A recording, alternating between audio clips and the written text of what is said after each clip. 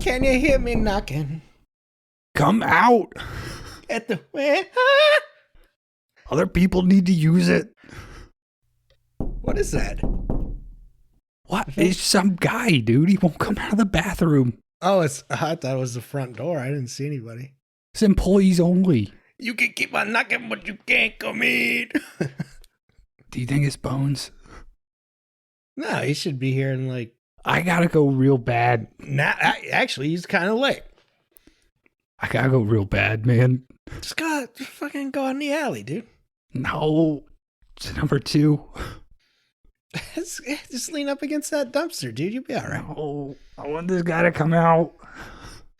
How long has he been in there? I don't know. I opened and he was in there. Mister! Hey, mister, you all right? He doesn't respond. When did you get here? Early. And he's been in there? Yeah. Who whole closed time. last night? What the fuck is that smell? Jesus Christ. Some guy's in the toilet, What dude. the fuck did you guys do? It's employees only. Kron, you closed last night. Did you leave a guy in the fucking bathroom all night?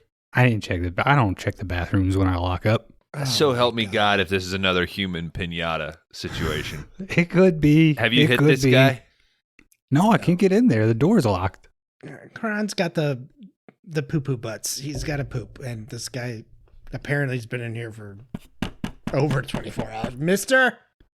Hey. Do we need to call help? I can see his shoes.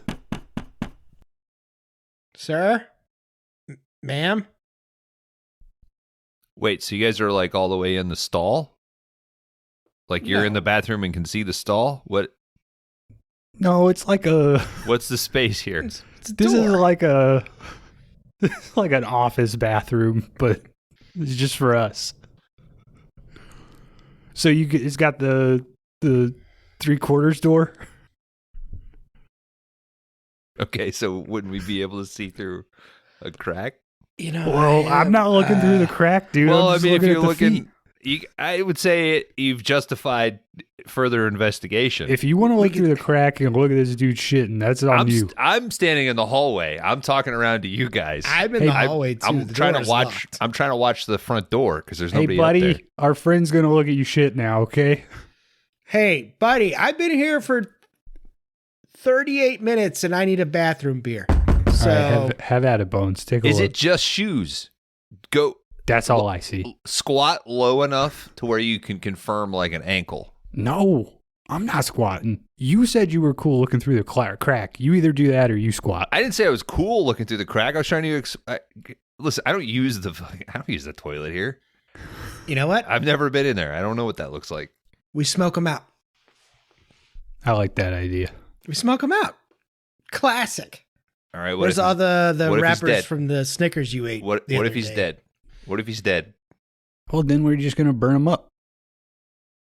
No, we're not going to start a fight. It's like a Viking funeral thing. Nobody's going to Valhalla today. What if you okay? just throw a small enough fire in there that if he doesn't react and put it out, then you know something's wrong. Dan, go get the lighter fluid that you guys hide from me. Yo, mister. Yo. Nothing. I mean, I don't hear anything, guys. Go get Here. the lighter fluid. I'm back with the lighter fluid because Dan obviously is too busy doing a Don't- jukebox musical in here, apparently. Don't fucking show him it, dude. Don't show him that lighter fluid. I put it in a little paper Dixie cup. Oh, It's not the yeah. That's Had to what I'm start- talking about, dude. I've had to start drinking my coffee black because we can't even have fucking coffee creamer in this Here, place. grab it. I'm not coming in the hallway. I'm holding my hand out. All right. All right, Dan, just Kron, light it. This is a drink, not what you Just- think. Just light it and throw it over the stall. The whole thing? Yeah. Well, give me a paper towel. I'll put it in there and then light the top of it. Quite God honestly, damn it, it dude. smells so bad. Like, Fart You- boy over here. yeah, you light your lighter, it might blow the whole place. Actually, Kron, where's your Zippo? Here you go.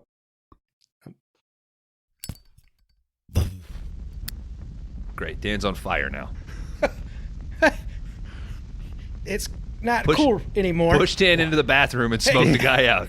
Dan, jump over. Quick. Is that Mountain Dew? Waste good Mountain Dew on me. Did you get that? Yeah, that was Mountain Dew. That Gatorade bottle? What'd you do, Kron? Did you poured something on him to put him out? Yeah, a bunch of Again, Gatorade. I can't tell what you guys are doing. I'm around the corner here in the hallway. Just come over here, this dude. space work. I'm watching the front door. We're having a lot of trouble with locations these last few weeks. We got a Dark City situation going on here in the store. I think it shifts every night. It smells like piss.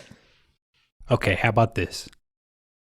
I'm just gonna look through the crack real quick. Okay, I think you're afraid that we're gonna call you names because you're looking at the guy. It's fine. Fucking weirdo, dude. Don't do that. Wait. Shut the fuck up. Somebody's got to check on this guy. Yeah. All right, shut the fuck up. Peeping Kron. Dan, is he looking? Yeah, for a while. All right, it's a puppet. Jesus Christ. You guys want to watch a movie now? Yeah. Did you do it? What, the puppet? Yeah. I've never seen this one before. Jesus.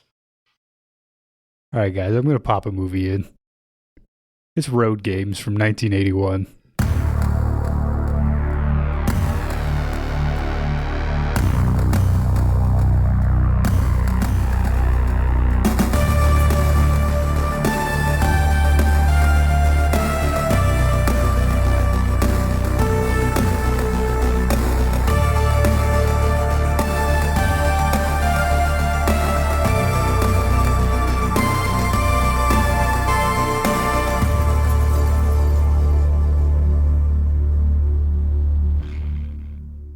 All right, welcome back, everybody, to the 5-Day Rentals Podcast. This is the video store podcast where each week we take turns picking a flick that we think meets a fun, non-genre specific category.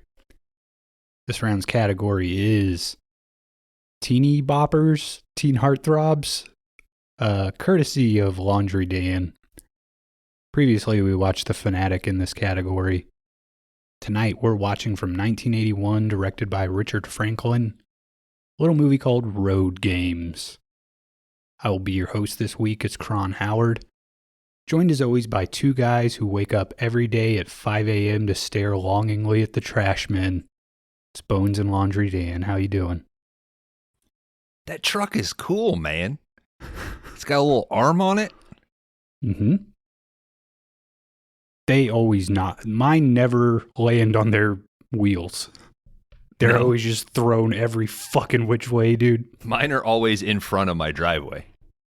So every Wednesday when I come home from work, I have to park in the street and then move it. I don't know if it's because I don't tip them during Christmas time. I don't know. You don't need to tip a trash man. Trash man make $38 an hour. Okay, but they, do you guys ever leave you like a holiday card? Does a trash man leave me a holiday card? Yeah. My mom used to leave like holiday cards with tips for like the mailman, the garbage man. For what? Just as like a thank you, man. It was a Southern thing. I don't know, but the mailman is a government employee. No. Yeah, he's not allowed to take that. My taxes are already tipping the mailman every day. I knew a guy that used to, like, in the summertime, he'd have a cooler down there with, like, Gatorade and water and shit. Well, we know what they take bottles for. Yeah. I've thought about Gatorade that. And just throwing it in the truck. Yeah. Like at the shop, like when we have, like, UPS come, and if it's, like, particularly cold or particularly hot, I will offer them stuff. But they never take it. Like, do you want me to fucking brew you a quick coffee? Or I've even asked them, like, you're fucking sweating your ass off. Do you want to like come inside and like piss? Like use the bathroom, cool off for 5 minutes? And they're like weirded out by it. pretty cold out there. You looking for a can of Campbell's Chunky, buddy? Yeah, man. I mean, yeah, you just asked the guy to come in and piss. Mm-hmm. Listen, I didn't have like my money out yet. I wasn't like, hey, man. All right, so I'm just going to crouch in this corner and you pee wherever you want. Wicked piss, dude. Here's a 10. Yeah. I think this was fun for both of us, huh? $20 you piss, $10 you watch me piss. Here's the fun part. I'm pissing either way. Wait, are you paying him $10 to watch you piss? Or he has to pay you the $10? No, I'll pay him $10. Wait, no, I'm not. That was a joke. That was me doing a character. I think this really happened. Guys, even though we're talking about a trucking movie, there's no pissing in bottles or on people in this film. That we see, I think it's implied. That people piss, I guess. Yeah. All movies imply that people pee and poo. Mm-hmm. That's true. That's a good point. Thanks to Kron, another big rig movie. Well, there's a motorcycle rider that takes a pretty long shit in this. Yeah. I said Sneezy pee rider. specifically. Well, I mean, who poops and doesn't pee? It is true. I don't. Is that a dude thing or is that a girl thing too?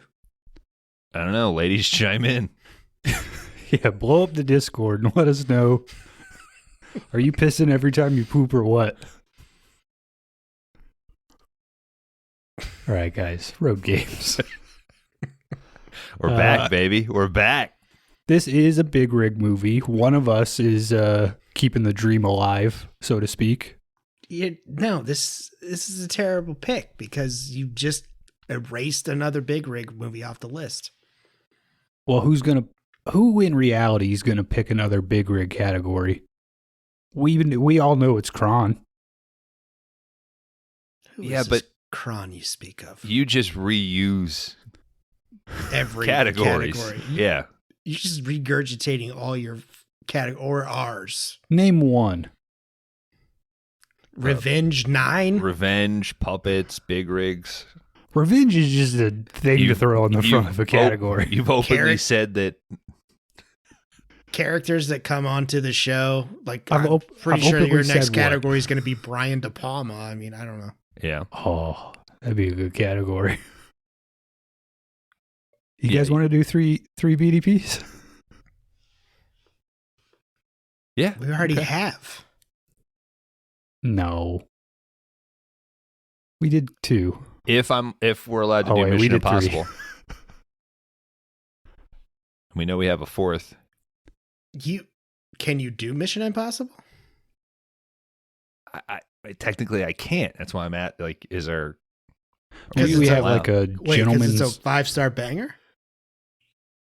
The first Mission Impossible is a 5-star banger. You can What if- do it. What if we just have like a gentleman's agreement that I would pick that and then you would pick Blowout? And what are you guys going to tell me to pick that I'm not going to go towards at all? Yeah, I mean- you do Untouchables. No, I'm not doing that shit. Well, then do Carlito's Way. Yeah, do Carlito's Way. That's a good one. I think that's a good category right there. Mission Impossible. What did Kron want? Blowout. Blowout. Blowout's already going to I'm in maybe the show barrio. Oh, my Puerto Rican ass. What the hell am Puerto Rican ass doing here? I'm going to do Carlito's Way 2. I don't think BDP Rise to did Power. that one.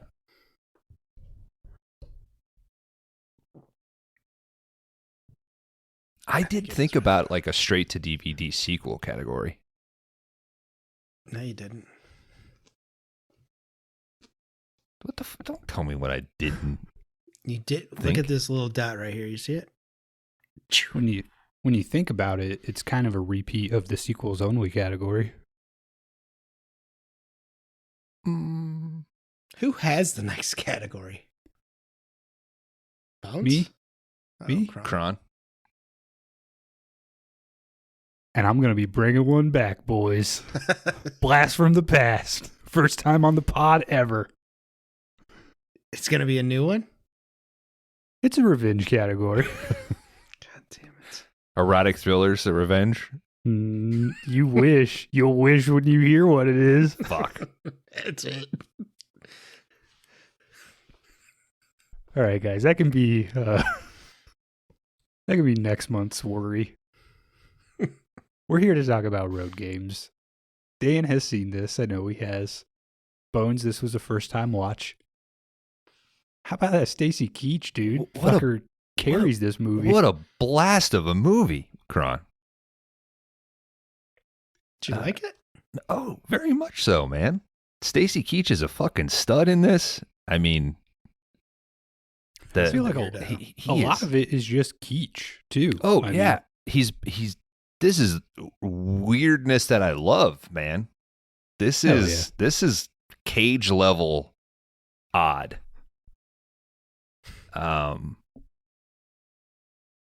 Yeah, I think Jamie Lee Curtis adds a little, camera loves her, star power, but could have been anybody.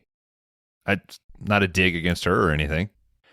No, I mean, she's definitely like the, B character in this thing. Yeah, the cinematography in this thing is awesome. Mm-hmm. There are a couple shots that are real good. Yeah, the structure of it is interesting and fun. It is bookended nicely. Like, yeah, the opening sequence, I was like, is this fucking Dean Cundy? Like, is this the magical Carpenter lens that we've always, heard that he's got in his back pocket? Awesome dog. Have you guys done like much like Ozploitation stuff? I think this kind of gets lumped in with like that category. I mean, maybe. Is this was this like a US production? And the reason I ask is I got like a Studio Canal cart, whoever of you ripped it. Yeah, I think that's just whoever has it now is the Studio Canal piece. The only two Americans involved were Jamie Lee and Stacy. Yeah, I think this was like a full-on, like shot in Australia and like full-blown Aussie production. There's some tensions there with the Australian like actors union and stuff like that. Oh, because they brought in Keach and Jamie Lee. Yeah. Now, I believe whenever you do deal with like those international unions, there's usually, rules that dictate X amount of your casting comes from, local parties. But if those are the only two, you could argue, well, the other 90% of the casting is from the Outback. Yeah, everything else, makeup, stunts, everything was Australian. And they did a good job. There's some cool Aussie stuff out there, man. Yeah. Like I know I've seen a movie called Wake and Fright. Yeah. That's real weird. You should just stop talking about this, bro. Of course, you got your Mad Maxes. But did you catch that Furiosa trailer? It was not at the front Really? of Dune 2. No, we got Twister started, and I was like, I don't need to fucking see this. So I went to pee.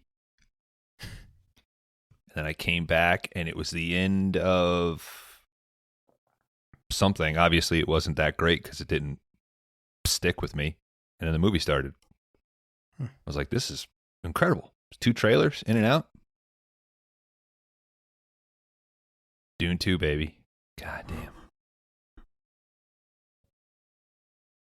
Sorry, I was trying to sidetrack Kron from talking about Australian flicks. That's okay. I don't mind. I don't think they shot any of Dune 2 in Australia. But I was going to ask, are we going to do Furiosa? I've not done a 2-day rental this year. It's coming up. Yeah, Kron can't get to the theater though. He can't sit. He can't It's sit a for real 2 thing. hours. They just making movies too long now, dude. Not every movie needs to be 3 hours. Just double up on your preparation H. You'll be fine. I sat the whole I time. can't bring for Dune 4 2. tubes in with me. Apply in the bathroom before you go in. Even Penny Smasher was like, "You sat that whole movie. I can't believe it." I was like, "I'm dying. I gotta go to the bathroom." I didn't want to Right. miss a scene. I didn't want to miss a frame. So I went. I peed a lot during Twisters. I was like holding my breath and bearing down. I got my own twisters going on right here. Did you prep for it? Like, I'm not drinking any water today. Pretty much. I had a Diet Coke and some Red Vines. So I did all right. Then I got fucked up afterwards. Sounds Probably like because I had very little food and water before. It's like the 2 worst snacks, Dan. Oh man, that's like my ultimate. Like I'm at the movies. That's why I don't hate the Alamo, but they don't fucking have Red Vines, which is like You just bring them in, dude. I should. But AMC, I know I'm gonna have Preparation Red H, Vines. one pocket, red vines in the other. Mm-hmm. And I know I'm gonna get the cherry Diet Coke. I'm in heaven. All right, guys. I think it's time for you to rate my letterbox on Roadgames. I don't want to rate your letterbox, Kron. Currently sitting at a 3.5 on Letterboxd, I believe. Kron, you did not hide your rating, so the game becomes whether or not this went up for you. I don't think it did. I'm going to lock you in at 4.0.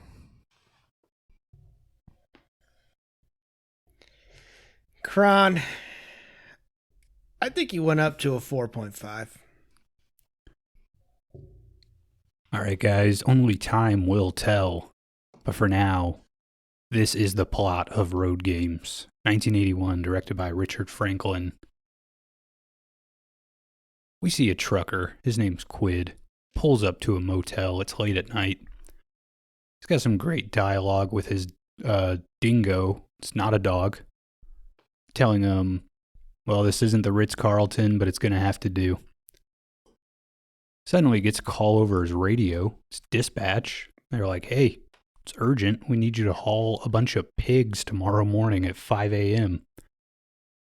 Quid's kind of like, I can't really do that. I haven't slept since Wednesday. We see him clocking that a green van is pulling up to the same motel. He tells dispatch, nope, not going to do it. Just because I drive a truck doesn't make me a truck driver. Killer line from Stacy Keach here. I'll say it a few times during the movie. They need the haul, right? The dispatcher says there's a butcher strike. The people need their meat. Mm-hmm. Yep. Yeah, so, and they kind of reference that throughout the movie, but I guess, you know, a bunch of towns around Australia, there's a giant butcher strike, and maybe only in 1 or 2 cities are they still processing meat. Scabs. He tells dispatch no. Says, they say, all right, just this one time. We'll give you a break. We'll give you overtime. This lady said the magic words. Quid agrees to take the job. Driver of this green van, he gets out. He's not alone. Young lady steps out of the van as well. Quid leans forward to get a better look. Tells his dingo, damn, I think that's that hitcher we saw. Knew we should have picked her up. Now that clown's gonna get her. Mr. Green Van, he's inside talking to the, receptionist or whatever. You guys picking up ladies if you're out there driving? I wonder if you develop like an ability to, spot the good ones. I mean, if all you do is drive, I guess. probably get, you get bored enough. Yeah. Well, we're introduced to his detective skills, like his ability to sort of piece together people just by driving by them. So who knows? Yeah, I think that's part of like the boredom of being a truck driver with him. Yeah, making up your own games and Mm-hmm. stories about people. Which I think he does very well. Yeah. But I'm sure you can spot oh, that's an Outback meth head. Stay away. Mm. I think I'm picking up chicks. I mean, what's the ratio though? For every 80 guys you see hitchhiking, you're going to see one woman. You're not going to pick up the dudes, Kron? Nah. Sexist. Take a walk. Or get a truck like me. Australia's dangerous. Nobody wants to dude. work anymore. Yeah. They just want to hitchhike Just want to be freeloaders, dude. through 110-degree Aussie high noon that lasts for 10 hours a day, apparently. Yeah, no access to any drinking water. The giant fucking spiders, kangaroos that'll box you. Mm-hmm. Sharks. You think Jake Paul can beat Mike Tyson? No. We'll see. Is that an actual fight? Yeah. It was announced When this is- week. Gonna be on Netflix, I think. What an idiot. Tyson's 57 years old, so. It doesn't matter. I think Tyson could take him in the first round, but what they're going to do is stretch it out to 10, and everyone's going to leave disappointed. Or he knocks his head off in the first round and people are disappointed. He's not going to do that. I don't think Jake Paul's boxing matches are real. I think he's going to wail on him, and it's not going to affect Tyson at all, and he's just going to knock him the fuck out. We'll see. Kron, you think it's like a Kansas City Chiefs situation? Like it's all scripted? I think it's just because he's not fighting like professionally, right? It's all like amateur. It's all just like for clicks and views and shit. Mm-hmm. I think more of the thing is like this part of it, like building up. These two guys are going to fight. And then neither one of them's really, they're just going to like shuffle around, not really do anything. I remember McGregor and Mayweather.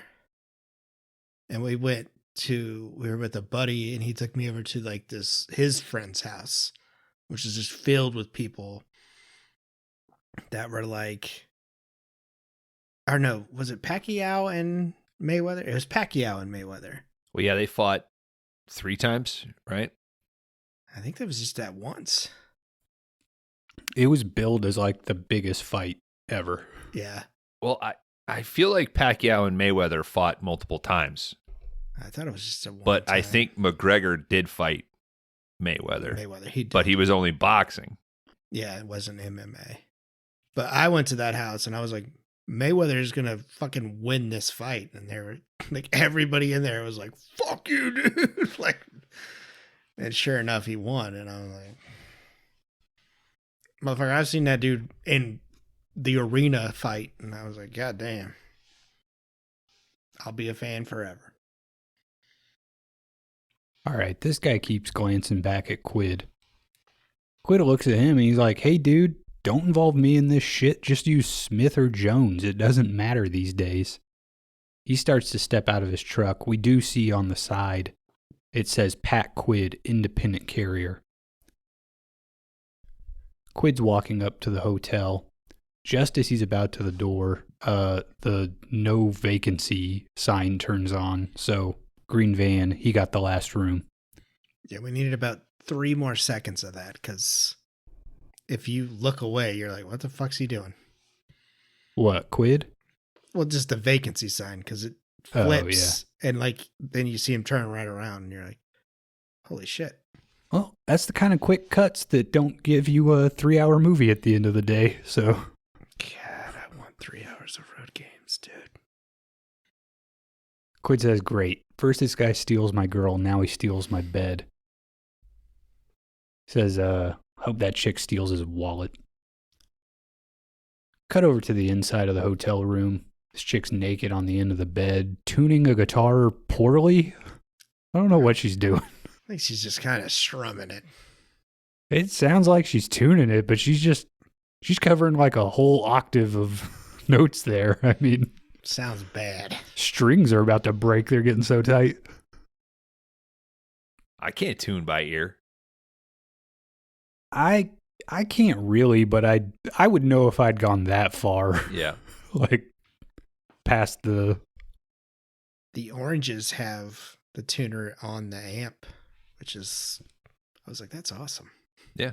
My Mustang has that, but I got the little mount tuner that I use. Usually if I get like 2 or 3, then I can kind of tell. But if you just handed me like a guitar that was completely out of tune, no way. You can always do that like fifth fret tuning, right? Yeah, that's what Sam will do. Because I think she's burdened with perfect pitch. So there's times where I feel like, well, the thing told me I was in. She's like, no, it's off. So yeah, I don't think you'll ever hit a home run off her, dude.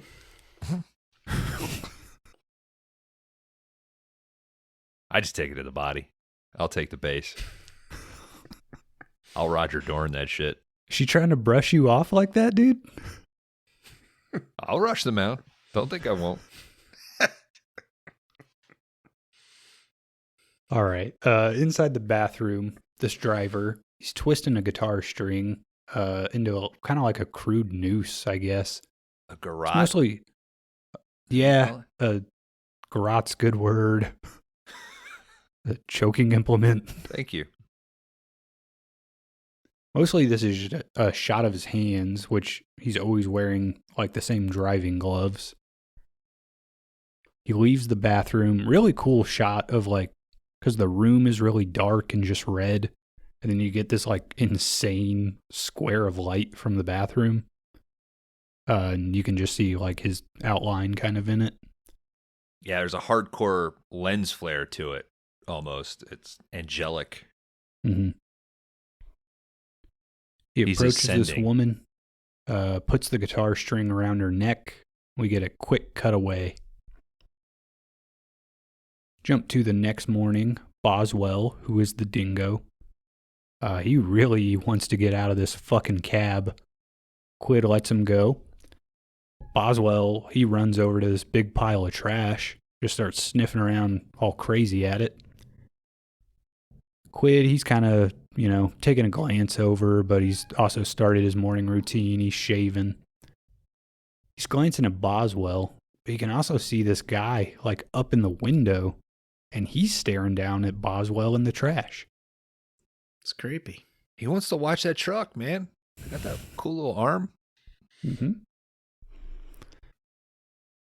You guys watch the trash truck when it comes through? Well, just to see him fuck up my trash cans. They really fuck your guys' shit up? Every time. They've rolled mine out, flip it, and then he just takes the bags and tosses them in by hand, and then he just rolls it. Is it just the one guy? Yeah.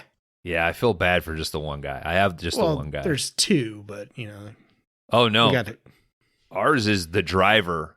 So really? He is like hanging out. He's got the door open and his music or his Bluetooth speaker is fucking blasting. And he's just halfway out and he just moves up to each house. And then he's got the arm that'll pick up the one, but if he's got to pick up anything else, he's got to hop out. And I feel bad for him. Yeah, I'd tip that guy. Yeah. We got 3 all in one truck. 2 for recycling.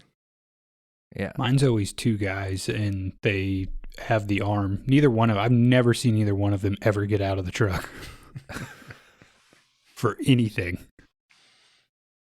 I don't know. Hanging off the back of a garbage truck I feel like it would be kind of, Yeah. I'd do that for a day. Yeah. But the problem is yeah, it's not, nobody's making a buku profit by having 3 guys on a garbage truck. So you'd quit the minute you got a hypodermic needle through the hand. that's why you wear your fucking serial killer gloves. Mm-hmm. Do you know how much cool shit you'd find in the trash? Yeah. You know how much like raw shit you would find? You can take the good with the bad, buddy. Yeah, job's a job, man. Come on. I don't think you'd find that much cool stuff. Remember that guy that we used to know that worked in a job and would get a bunch of cool free shit, and we're not allowed to talk about it? Nah, I don't remember. And he'd like hook us up with like projectors and. Nah, I don't remember that. I remember that. I don't remember that at all. We had a friend. We don't have many friends, guys. Ain't that the truth? All right, Quid gets Boswell out of the trash. Ain't that a bitch? These guys pick up the bags. They throw it in the back of the truck. And boom, we get our opening credits. Roadgames. Quid arrive. Is he playing the harmonica that's playing right now? I don't think that's meant to be him playing, because we see him play later and he's not very good. But I think there just happens to be the song they picked has a harmonica and Quid also has a harmonica. That's kind of annoying. Like there's a dude just rocking a harmonica. Like what? Like waiting. While you're working? Yeah. Like, you can't just take that harmonica anywhere. He's doing them the favor. Who? The scab butchers. Nah. They got a backlog of all these fucking pig carcasses that they got to get out. Mm-hmm. Nah, I think I'd be like, hey, dude. Go outside. Just like in Stone Cold. Like, you take that harmonica outside. Take that shit outside.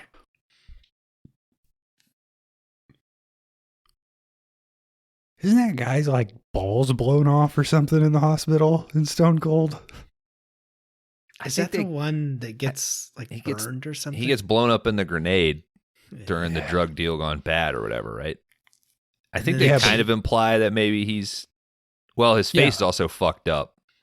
Yeah, aren't they like, you're never going to get a chick again, though, or something? Or he's like... They bring a girl to marry him or some shit. Yeah, but I think he says, like my shit don't work. Like, my shit doesn't work anymore. I don't know. I don't remember that. I thought it was just that his face was all messed up. And I thought it was his old lady, but they were... Hendrickson's basically like, you're going to fucking stay with him. Like, he puts his foot down, like, just because he's all fucking ugly now doesn't mean you get to leave him. Oh, that could be it. I went on Pluto the other day and that was on. I was like, God damn. You watched the whole thing? Nah, I wish. Oh, all right. Quid arrives presumably on time for his job, 5 a.m. Standing around getting the paperwork filled out. Bunch of guys are loading up the back of his truck. The trailer has a giant cartoon of a pig that says "Nice to meet you" on it. It's pretty fun. Yeah, I think it's a cool credit sequence. Mm-hmm. Yeah, he even like points to it, and then the guy like points to his shirt, like. Quid's just cruising down the road. He's filling the hours talking to Boswell, commenting on all the other drivers that he's seeing. So this is kind of like an extended setup portion of the movie. He sees a family. They're coming back from vacation. It's a big lady, her husband, and 2 kids. The kid in the back looks like he has on Gene Simmons Kiss makeup. Yep. Yeah, dude. What's up with that? Maybe they saw Kiss. 81? I mean, Kiss Army's pretty big right now, bro. You guys Were never part of the Kiss Army? Nah. Hmm. They got like 2 or 3 good songs, but You put the same song on every playlist we have, Kron. yeah. New York Groove. It's not Kiss. Not though. even a Kiss song. Yeah, but a fucking good song. I might have that fucking record. You don't like got that it in song? A lot. Back in the New York groove. I mean, that's a good song, but it's damn, people go and look at the fucking Mona Lisa every day. Not the same people. I guess you got me there. I can't argue with that. I think it hadn't changed in Why hundreds of years. Why you like that song that much? Yeah. I like when the guitar is like back in the New York groove. Bow. It's fucking good, dude. Do you guys know who is the composer for this here movie? Brian May of Queen. Yeah, I'll go that is throw correct. a Queen song on for you. I On the was playlist. sing one before the pod. Fat Bottom Girls. Stone Cold Crazy.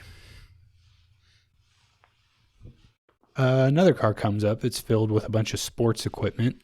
Quid says, now there goes a man with balls.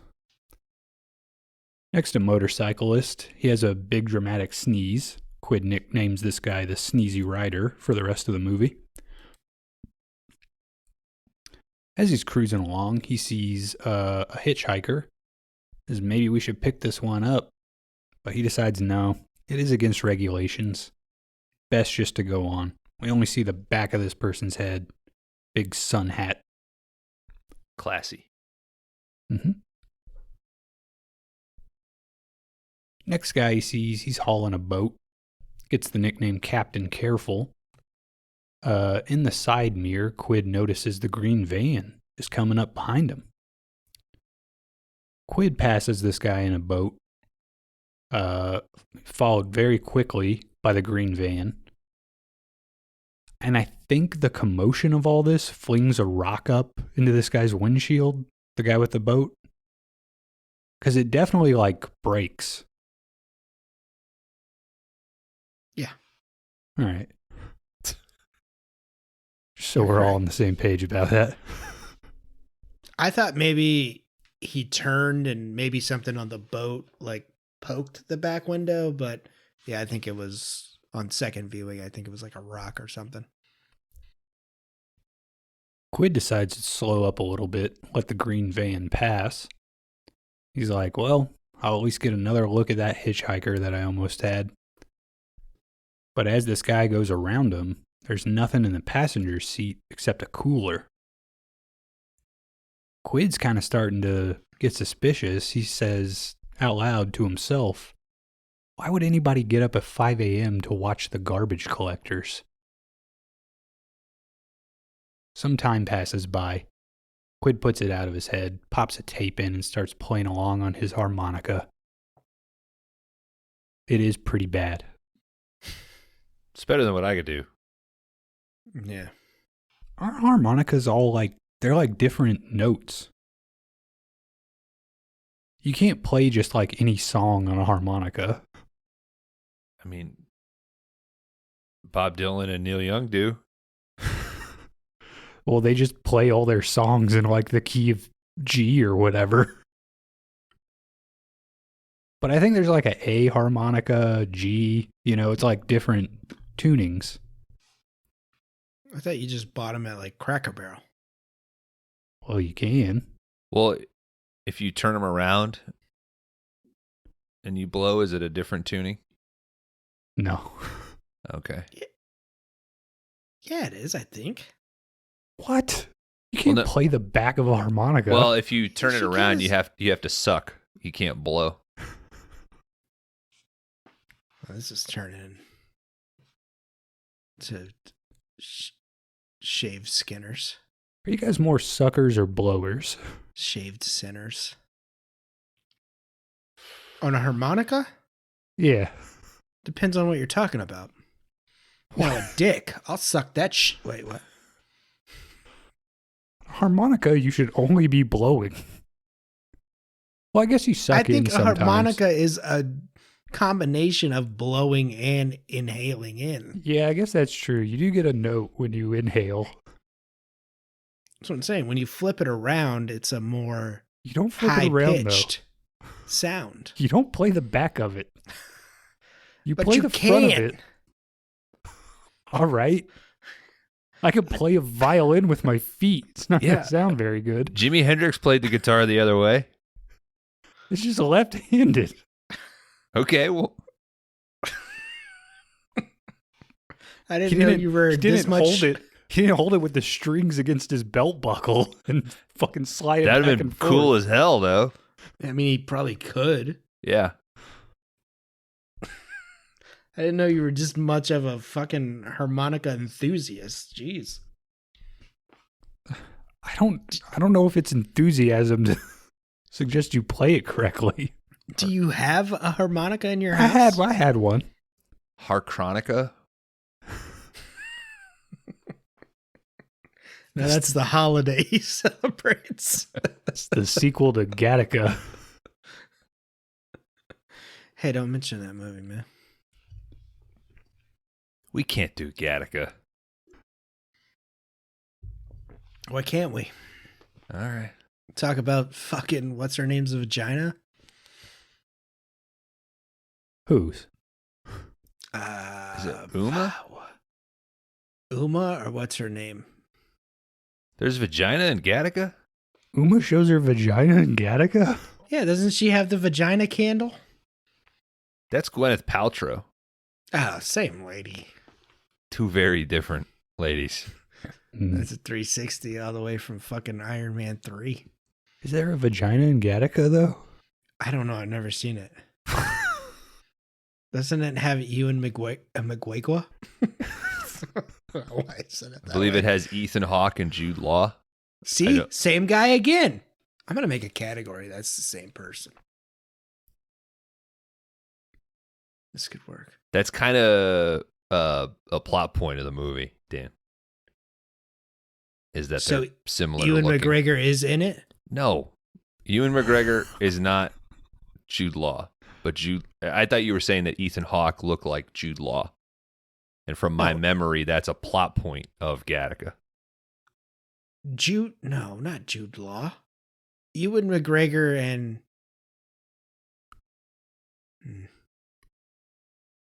Maybe it is Jude. No, Jude. I know the difference between Ewan McGregor and Jude Law. Apparently not. All right, some time passes. Quid puts it out of his head. Oh, I already said this part. This is the harmonica thing.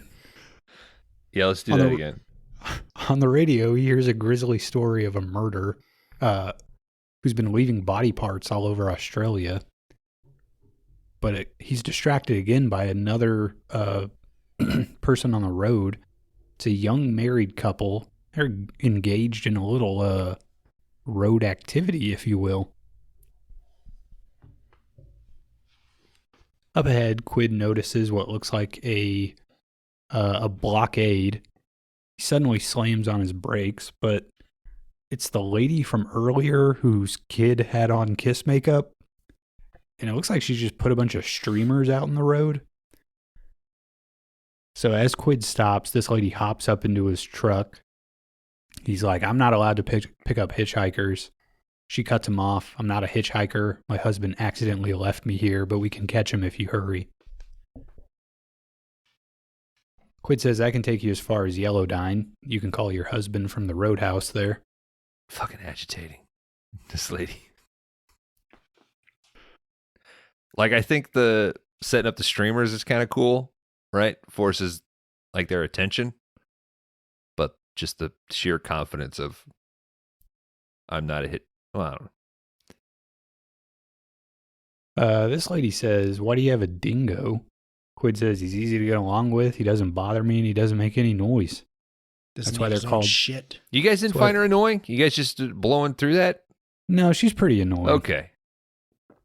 She's annoying, but this is if you're listening to the radio whenever he's doing his whole like sneezy writer and stuff like that, that is the accountant that is responsible for the meat shortage. Her and husband? That's his wife. Yeah. An accountant caused the whole meat shortage? Because she asked in here, how did you know my husband was an accountant? Oh, that was because he guessed it, though, right? When he was driving by them, he was like, I wonder what he does. Probably an accountant or something. But on the radio, it says there's an accountant that is responsible for, and he was last seen coming back from his family vacation. Oh, I didn't catch that. Okay. Yeah, me neither. That's cool. God damn, Australian radio is specific. Yeah. I was leaned back with my eyes closed today and kind of listening to the movie, and I was like, oh, shit. It's like I didn't pick that up. Yeah. Now, I'm not to say I dislike the character or the narrative purpose that she serves, because it pays off, but just I think she's also like in the storyline meant to be annoying, because Quid is always like, you're not playing the games the right way. You know, it's like, come on, lady, like just fucking, I'm out here all day. Can you at least give me a break here? Yeah. That's like old ladies at the store that just assume I will grab something for them. Like, I don't mind if they're like, hey, would you mind? Could you get that for me? But the ones that are like, hey, could you hand me that? Like, I got my hands full. Like, I'm doing other shit, you know? There's one that always tells me I have a beautiful family. I'm like, the same old, the gypsy that lives down the street? No, it's the same lady. And for some fucking reason, she's always there when I'm there. Bones, have you thought about dwarfing it through the store there? I've tried to get on the electric carts, but no luck. Should we just get rid of those? I mean, it's weird. Like, I feel like some of the women that drive them around that are 300 pounds, they work no problem, but I get on them and they just bottom out. I'm like, this is unfair. Have you tried to get on one of those? No. I've never tried to drive the little cart around. Not purposely. I mean, I used to, when I pushed carts or at a summer job, you know, we would run out there and we would ride them back. Rush to, hop on them.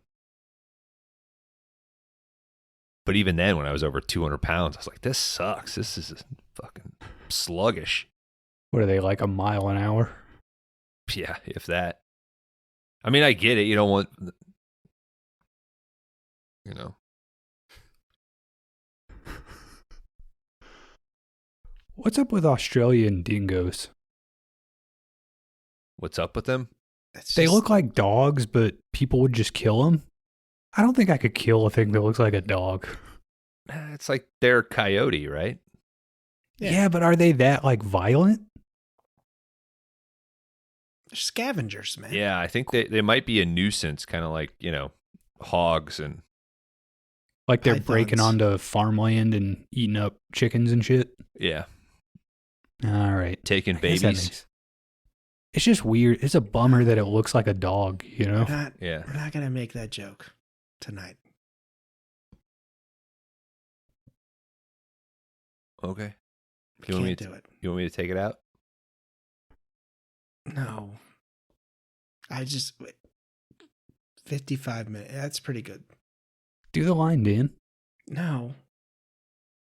I'm actually really surprised that none of us have gone into a terrible Australian accent yet. So, yeah, I'm really proud of us.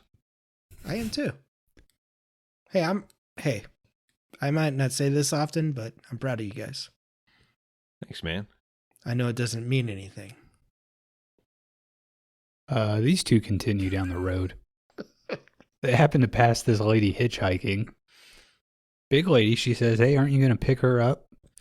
That a dingo ate your baby. There it is. There it goes. Just got it out of the way.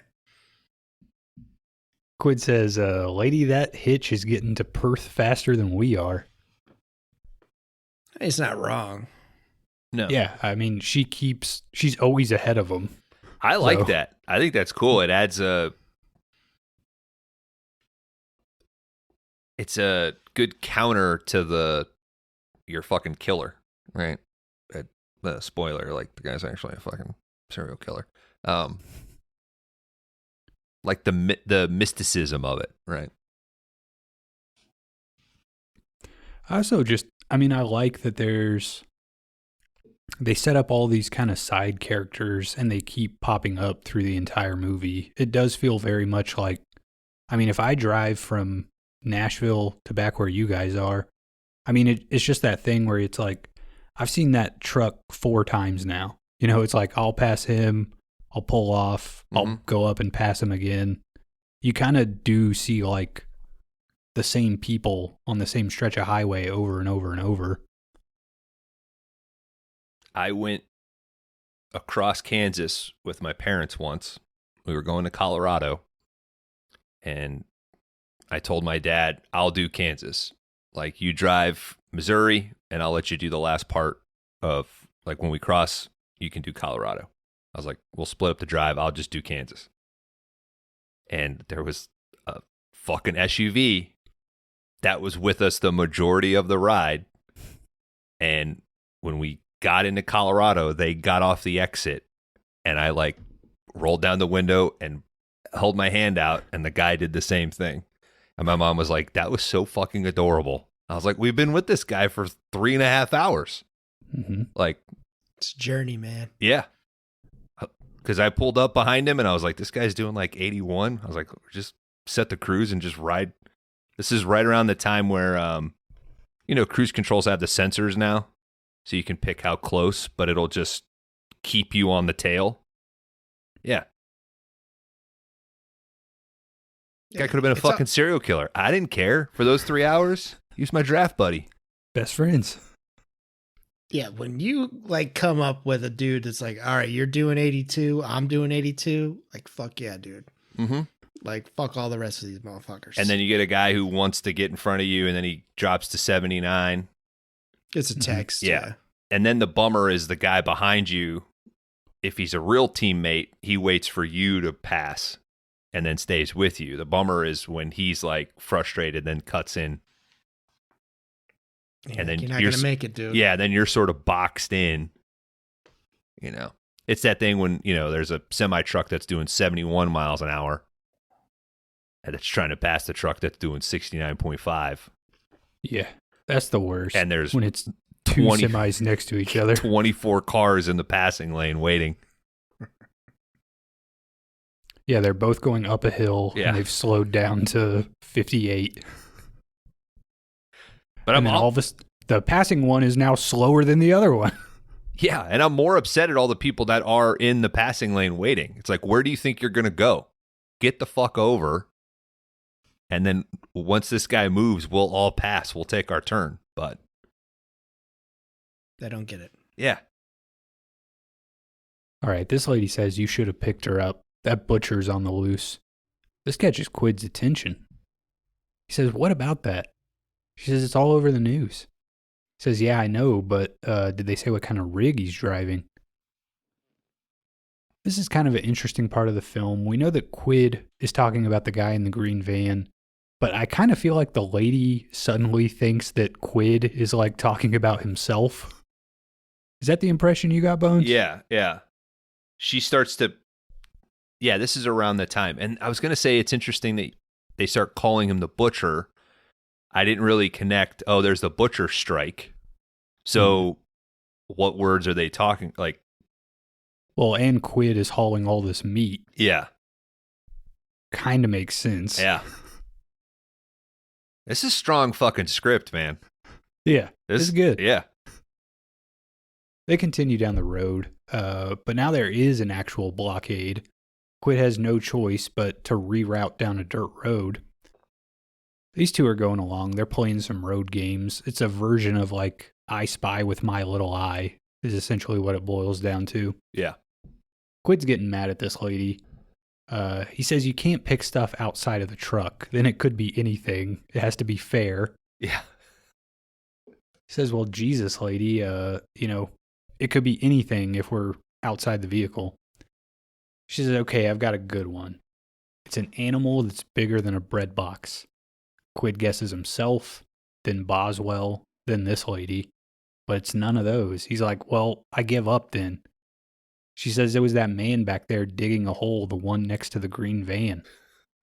Quid slams on the brakes. Hops out of the truck. He looks back, grabs a pair of binoculars, sees several full trash bags and a cooler. But he's not exactly being like inconspicuous. He's just staring at this dude who instantly looks at him. As he's looking up at the driver, this guy's staring right at him. He quickly packs up all of his shit and, gets back in the van and leaves, going the opposite direction. Quid is kind of like, this is bad. Lady says, maybe this guy just had to go to the bathroom. Quid says, nah, that's not it. He picked up that hitchhiker. He was watching the trash at 4:30 in the morning. Now he's burying trash. That's not right. This lady gets freaked out. Gets out of the truck. She takes off running and almost gets, runs right off the side of a cliff. Quid chases her down. He's like, lady, I'm not going to hurt you. You flagged me down. Remember? I didn't pick you up. Lady says, I got my own problems. Quid says, okay. No more of what I was talking about. No more road games. Take a shot. I just, have I told you guys that To Go to Sleep, the audiobook that we've been listening to is, I forget his name. Hugh Laurie's buddy. He did these books about mythos. Stephen Fry, the British dude, crooked nose, great voice.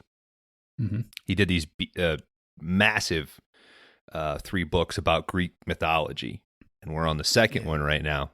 It's about heroes, and the last section of heroes were on Theseus, which is pretty cool. And one of his trials when he was on the road was this dude that would kick people off a cliff. He would threaten their life and force them to wash his feet. He got off by having people wash his feet, and then after you washed his feet, he would kick you off this cliff, and then you would be eaten by this giant turtle. Hell yeah. Yeah. So hardcore. Yeah. So of course this stuff is as you're coasting to sleep every night, some things stick and you don't really think about it. So often, you set the sleep timer for 30 minutes, but then the next night you have to back up 15 minutes or whatever. Well, it just so happened that the cliff thing, that story was happening this week as I was watching Road Games, and it was tripping me the fuck out because I half asleep heard the story of this dude kicking people off a cliff. And then when I was watching Road Games and they do that great overhead shot as she kind of comes up to the edge and then it kind of continues over. Mm-hmm. It was I don't know if it's quite deja vu, but. Well, when they cut out to that really wide shot, were you looking for the turtle down there? Yeah. I was kind of bummed. They could have just got a little box turtle and did some forced perspective. Mm-hmm. Do they have turtles in Australia? Yeah, I'm sure they got 1,000 different varieties. Yeah, they're all poisonous and they're all probably carry guns and shit. Yeah. Mutant. Quid makes it to Yellowdine, tries to phone the police, but there seems to be a bad connection. This bar is just full of whatever the Australian equivalent of shit kickers would be. We'd fit in here. I don't know. I think we're a little clean. I think if they don't Playboy pinball. I think if they don't already know you, you don't belong there. Yeah. That's the same 30 people go to that bar every day. That's it. That's always weird to me. You have those bars where who the fuck are you? It's like, you're a business, bro. I'm business. Dudes are definitely bumping that Playboy pinball, huh? Mhm. They're definitely. I mean, that's pretty sweet. Yeah, the second player coin slots knocked out. So I believe she was 1977's Playmate of the Year. I can't remember her name. who, the big lady from this movie that Quid picks up? The accountant's wife? No, the lady on the fucking pinball machine. Oh, I'm not a playgirl anymore. I'm an actress. That was years ago. So that means this is a used machine. Mm-hmm. Does she? This bar couldn't is she get the 80 Australian? Well loved. That lady really didn't have an Australian accent, did she? I mean, I guess she is an actress, so. It was a little bit more posh English, Mhm. Yeah. felt like. It's all the same to me. It ain't American. It ain't right. Quid's on the phone. A bunch of these guys, they start like playing a song loud as hell on a jukebox. You know, enjoying the bar. Mm-hmm.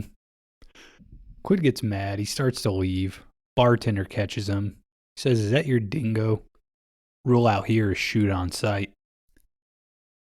Quid kind of gets the impression that he might need to go check on his truck and his dog. This is a great wraparound shot. Mm-hmm. Yeah, while he's on the phone. Yeah, they wanted to get rid of that because they said it was too long. And Franklin was like, fuck no, I'm not getting rid of that shot. Probably set it up for like a day. I mean, Trying to corral those fucking shit kickers. Australian Yeah. shit kickers? Well, yeah, because they're Yeah. probably just getting paid in free beer. And they're getting all fucked up. yeah. That's what you guys pay me for this podcast. Need another coin for the machine, mate. We gave you a whole stack, sir. We're not very good. Don't we know an Australian? You guys do. I've never got to meet him. Who knows? Keith Urban, I think that was his name. Quid runs out looking for Boswell. Jumps in his truck. He does find Boswell there, but he's got like some blood on his head. Yeah, they don't really explain this too much. I'm guessing one of these guys just threw a can at him or, a bottle or something. Quid glances over and sees the green van. It just takes off as soon as it sees him. Quid jumps in his truck and gives chase. The green van passes Captain Cautious, the guy with the boat on the back. This guy sees Quid coming up, and I guess he's still pissed about his windshield because he just starts trying to block Quid from moving forward at all. He's fucking pissed at him. What? He's pissed at him. Yeah. I mean, seems like kind of the green van was the one that flipped up the rock earlier, but whatever. Yeah, but he knows Quid- he's a killer. Quid says, "Hey man, if that's how you want to play it, we can do it that way." He just starts passing this dude, mashing into the side of his boat. These two are going back and forth. Eventually, like the anchor from the boat comes off. Quid catches it under his tire, pulls the entire boat off the back of the trailer, and Quid just smashes through the entire thing. Did you write down the name of the boat? I think it's like Lady Luck 2 or something. I thought that was a funny name. Yeah. That it's Lady that's Luck pretty good. number 2. Mm-hmm. It looks great. Might need to go with a different name for the next one. Lady Luck number 3. Where and this is the middle of fucking Australia. Where is this boat coming from? Well, they're going, I think, from Perth to Melbourne, right? Melbourne. He's Melbourne. going from Melbourne to Perth. Okay. Are either of those on a coast?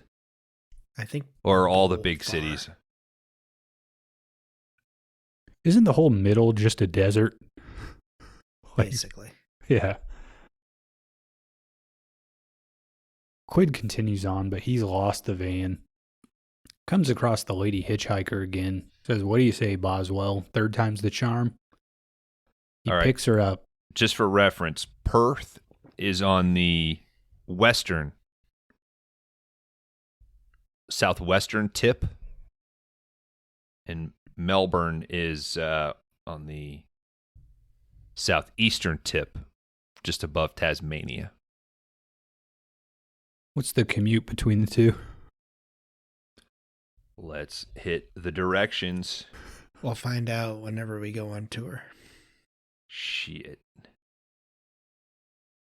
It is a day and 12 hours, so 36 hours.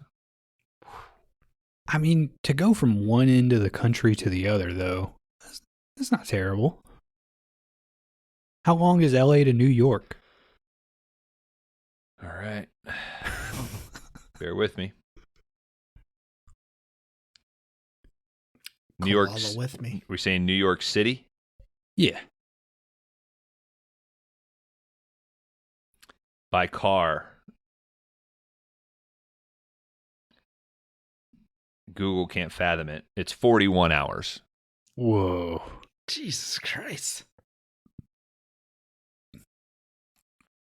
I could make it in 38. I do that shit in 24. I think 38's possible. I wonder, surely somebody set some sort of crazy fucking Cannonball Run record, right? It's weird that you say that. In my notes, I'm like, this has a Cannonball Run feel to this movie. Mm-hmm. Isn't there a thing that is like the Gumball rally? Isn't that like that's like a rally race on like highways and shit out here? Like a unsanctioned thing that some people do. Yeah. I'm sure they've done LA to New York before. I think Jackass did it one year, didn't they? Yeah, that's right. They did like a special where they did the Gumball rally. Well, that is a Like movie Steve-O and somebody else. with Gary I think Busey. they all had a car. Busey? Yeah. Busey did it with Steve-O? Sexually? No. Oh, You're damn, dude. You so big, dude? Sure you don't want to wear a helmet this time, dude?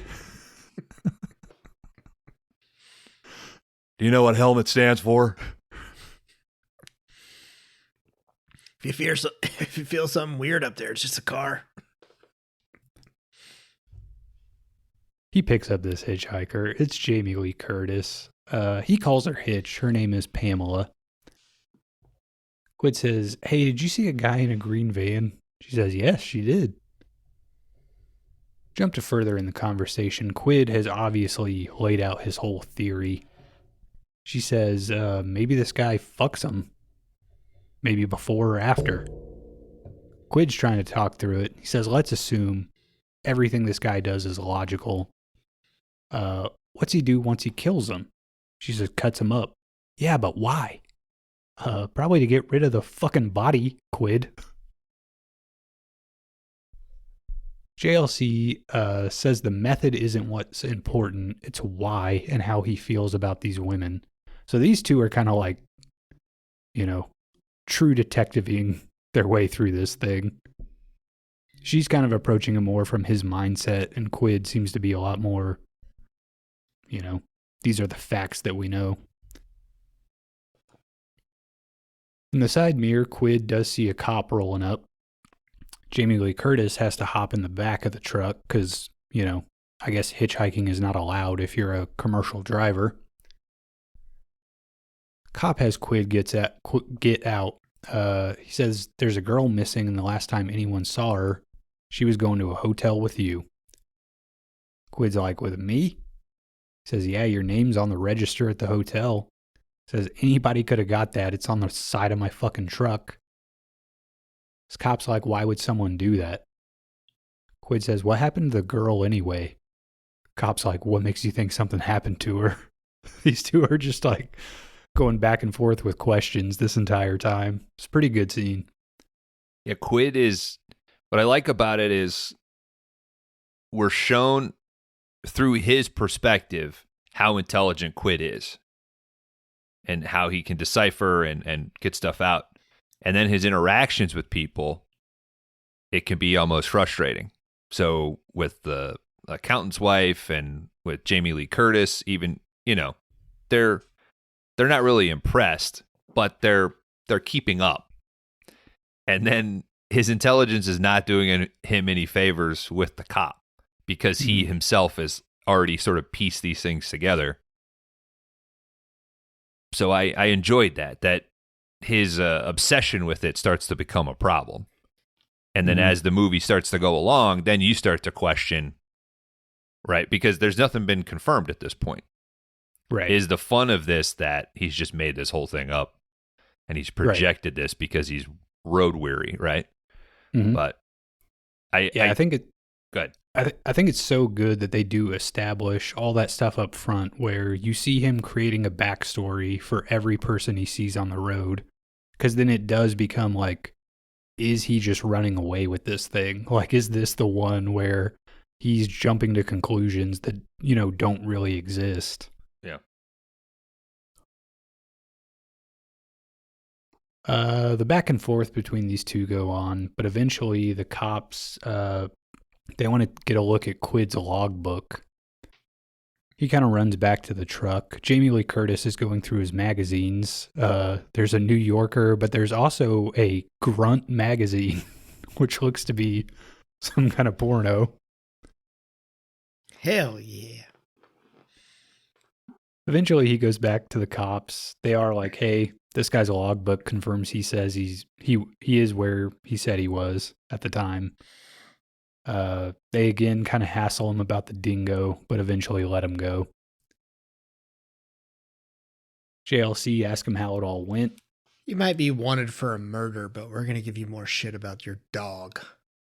Or dingo, I guess.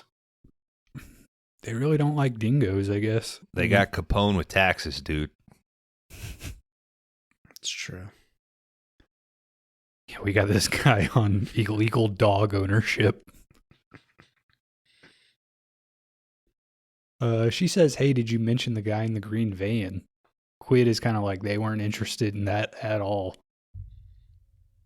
Hitch says, well, we're just going to have to catch him ourselves. Quid says, bad news. We're actually going to have to rest for the night. I'm over on hours, and these cops are already looking for a reason to fuck my day up. These two are hanging out, talking back and forth, telling stories. Eventually, Hitch says, I got to go take care of some business. She walks around a bend. We can faintly make out a shape in the distance. Lightning strikes. The man in the green van is watching. What do you think she went to go do? Tinkle.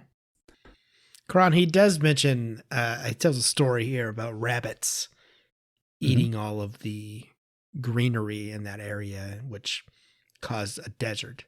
That's actually true in that part of Australia. So it was a true story. There were just that many rabbits? Yeah.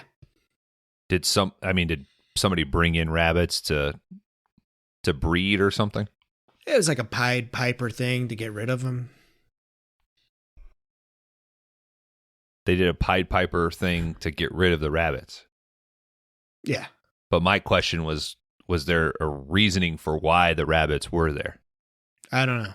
I just know that there actually was rabbits that ate all the vegetation and turned that area into desert. Okay. Because sometimes you'll hear those stories of like, the bugs were so bad they couldn't like grow anything because they kept, so then they brought in rabbits to eat the bugs, but then they ate all the bugs. And then they kept fucking. So then they ate all the vegetation themselves. Or yeah, it might have been. I mean, kind of like they brought in the cats to kill the rats in Chicago. Yeah. Which Kron has never updated us on. Quick update. The cats have lost. Chicago's. Yeah, he didn't even feel. I had to send him the whole thing about the rat hole in Chicago. Well, it was weird. We went to his trial with the Chicago Sun-Times, and he wasn't even there. He was the guy in the fucking rat suit. They accidentally put me in with the Chicago 7. I had to go through that whole trial. No comment. I'll cut my tag out. Just me guilty. All the other guys, they let go. The green van thing, that was our pee break, so we'll do a pee break now. Okay.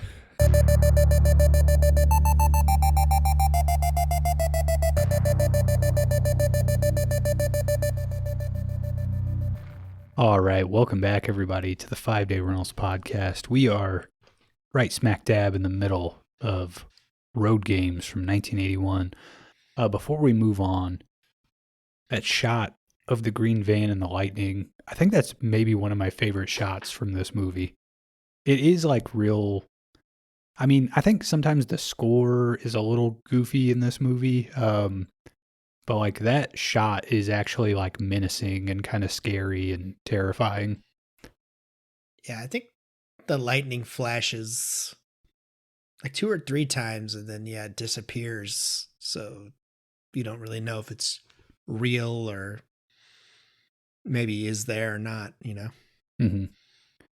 Yeah, we kind of talked about it last week. I mean, if you just look at the poster, you might think this thing's a bit more like slashery, where it's, in all honesty, a lot more like suspense, kind of a Hitchcock thing. But I don't know, man. There's stuff like the green van and the lightning where it just works,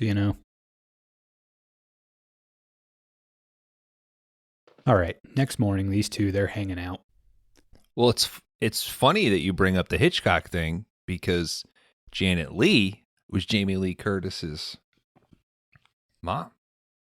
Mm-hmm. You think she did this one to kind of, it's kind of like, it's like a movie my mom would have done. Yeah, I think that was her entire 70s and early 80s run, right? I don't know. I mean, Halloween is like a whole different kind of thing, like a slasher. Yeah, it's better. I guess at the time, like that wasn't an established genre, but.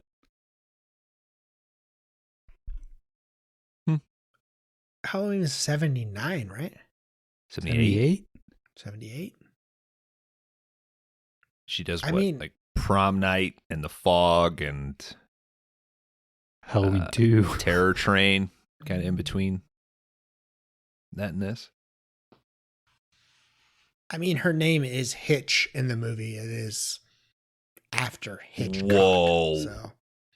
Not Hitchhiker? Nope. That's why you listen to 5-Day Rentals.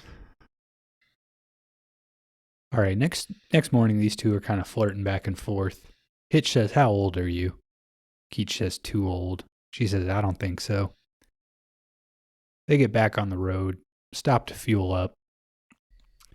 Hitch calls her folks. She says, "I'm doing okay. Don't worry about me." Quid's working on the truck. Hitch notices the green van is parked in the lot. I heard something about Jamie Lee Curtis. I don't know if you guys have ever heard this before. What's up, Pete? I thought you only looked at stuff about Nicole Kidman.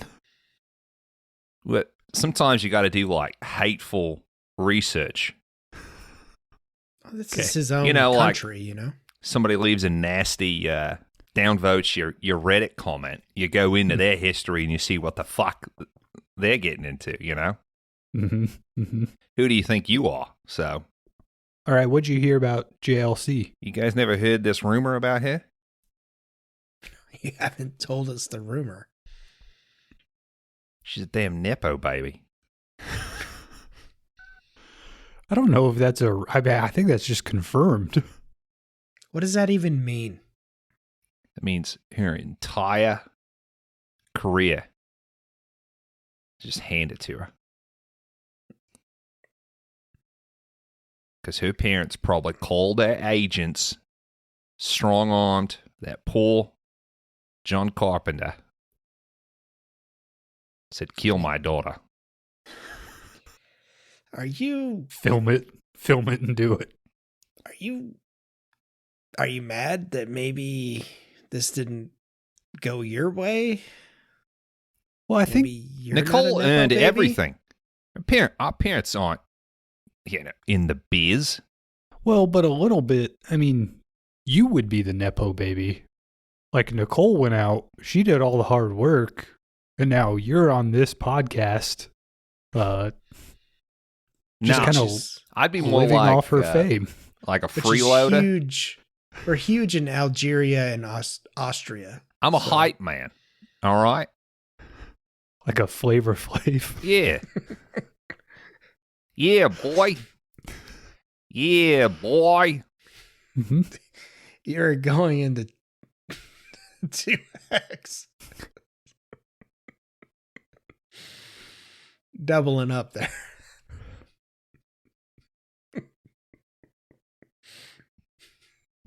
Pete, have you ever made the run from Melbourne to Perth?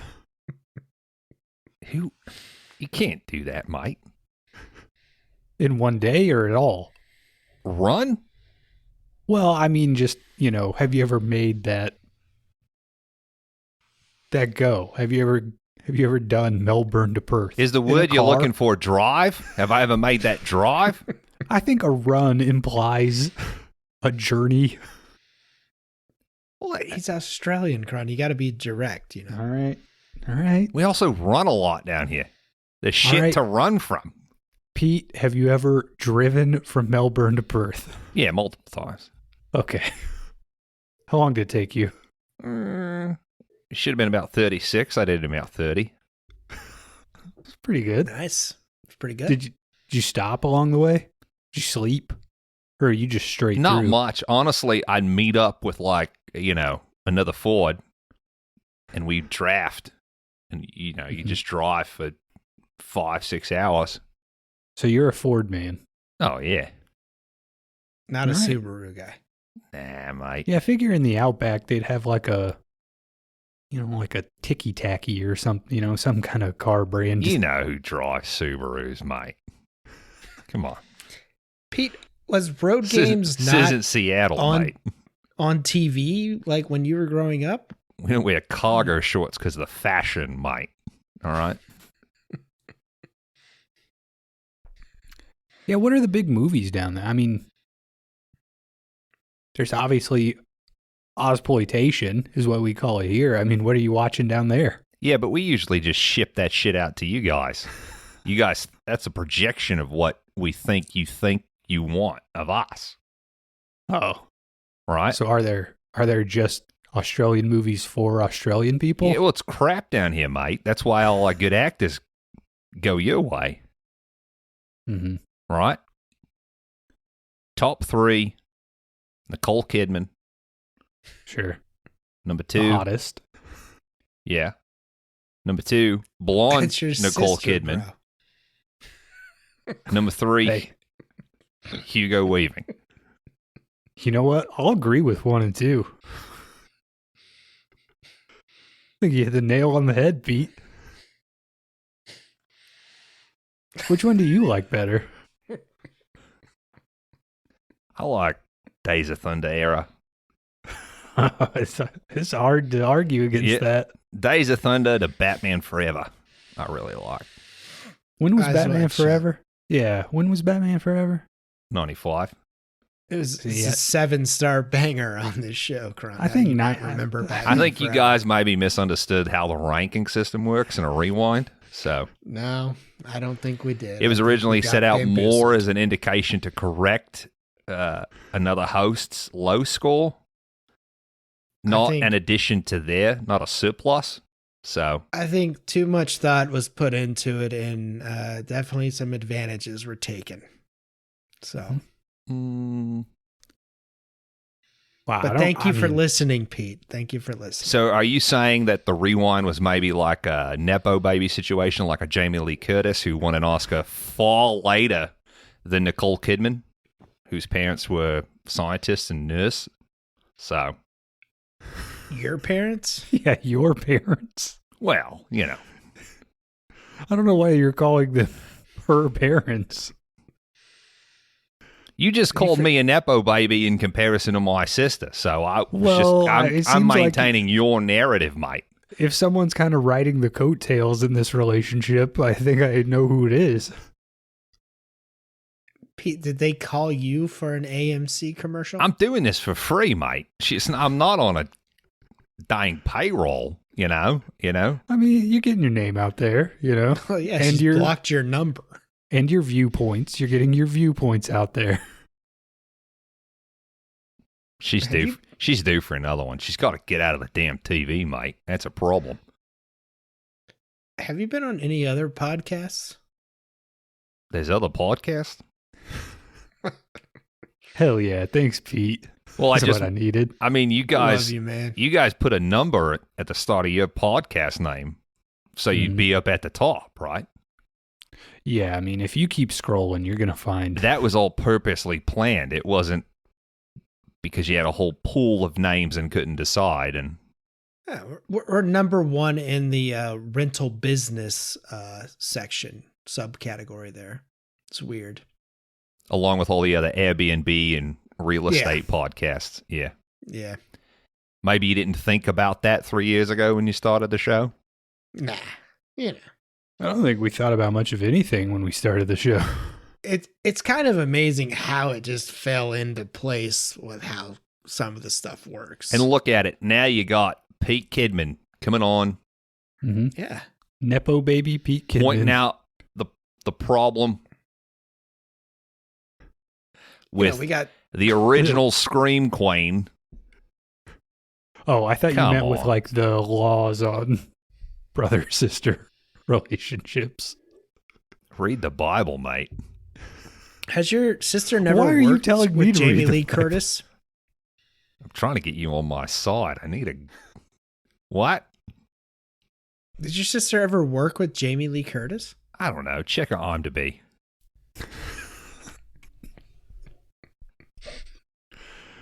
I thought you had all the VHSs.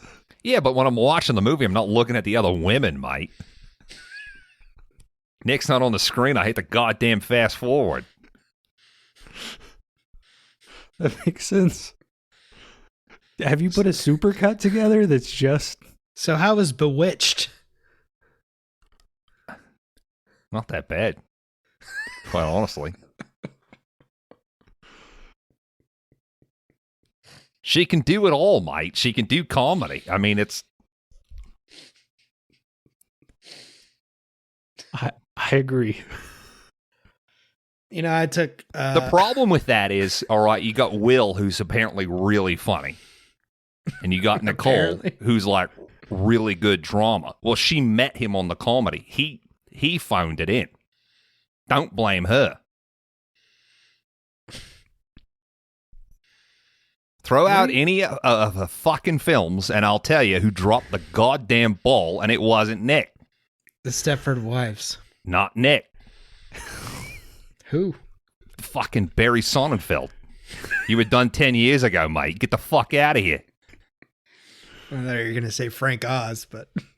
That movie needed a female perspective. All right? Where's your Penny Marshalls? What's All the right. one where she had the weird nose? Low blow, mate. The Hours or something? Is that a movie? Oh, I thought you were going to say anything post 2000, but No, didn't she have like a weird fake nose in one of her movies? I think it's The Hours. I think it's The Hours. Who dropped the ball there? I think she might have got honored for that one, actually. So I don't know if I'd call that dropping the ball. Cold Okay. Mountain? Cold Mountain with Ewan Yeah. McGregor. I mean, Jude Law. I mean, Ethan Hunt. Ethan Hawke. Ethan Hunt. Ethan Hunt. Don't That's fucking who she was open that married wound, to. mate. Common mistake. Yeah, you don't want to bring him up. You know, when they got married, we forgot to write "just married" on the back of the car. And Tom, while the car was going down the fucking freeway, got out top of the car, wrote it upside down. Wow. What can he do? You gotta admit, like, Tom Cruise is pretty cool, right? Yeah, did you hang out with him? Nah.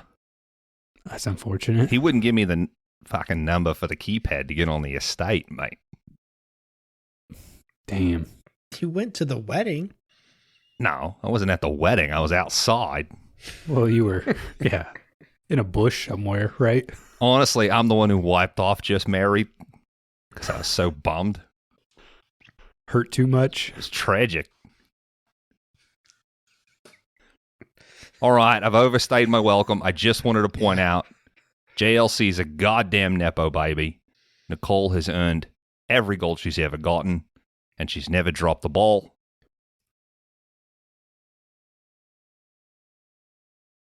Bye. Later, dude. Thanks for stopping by, Pete Kidman.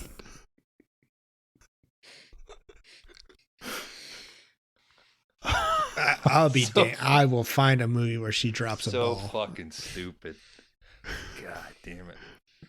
I do like his rankings, though, of Nicole and then blonde Nicole.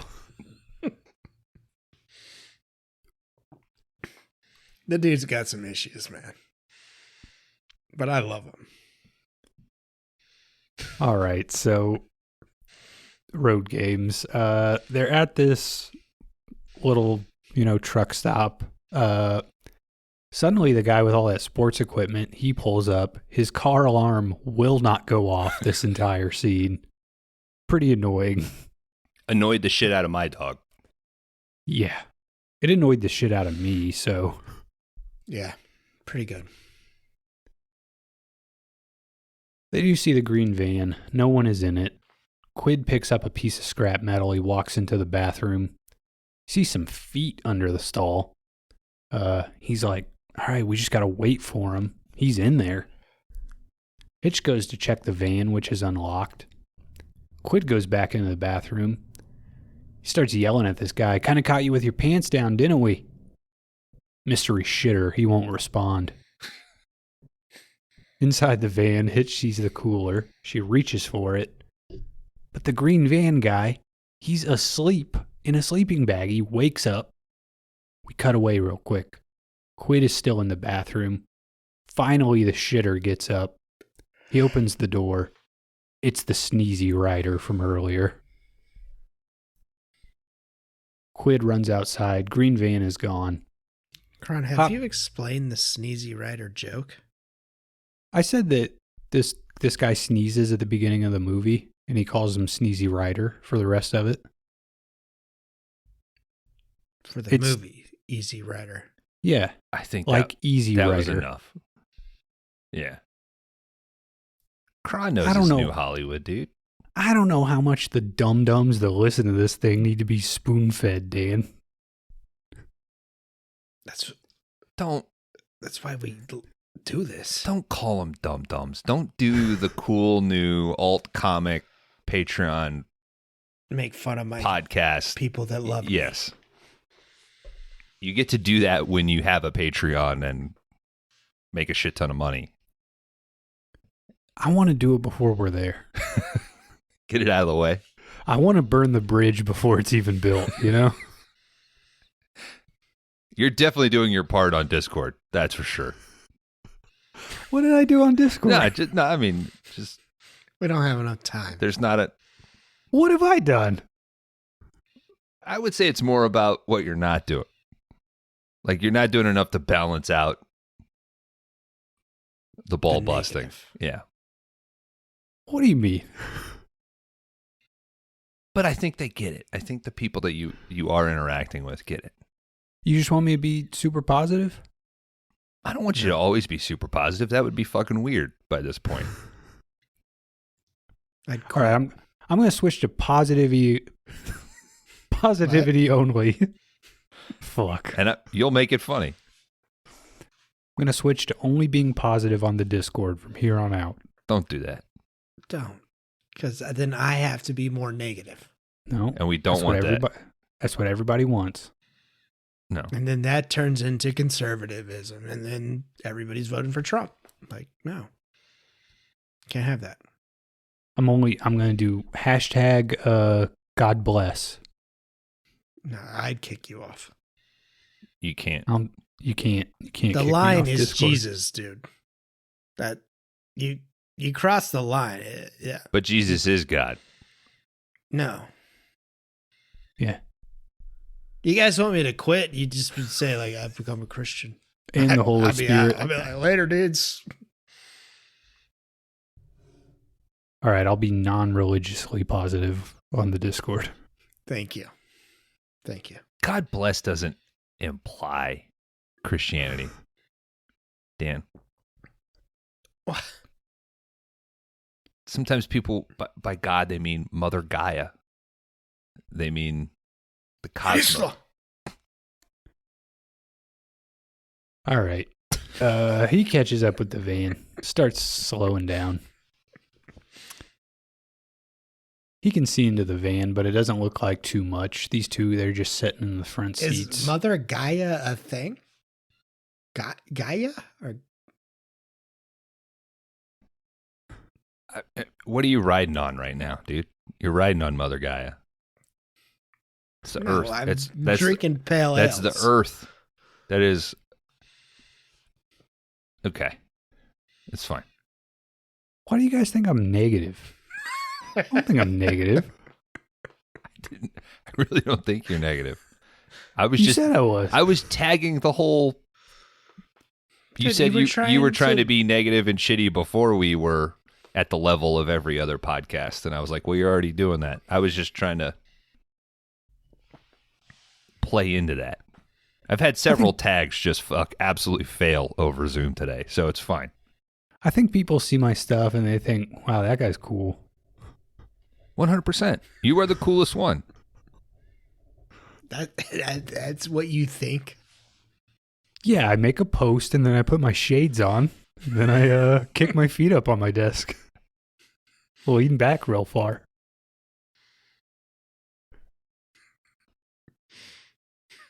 It's pretty fucking cool. If you're cool when no one's around to see it, is it still cool?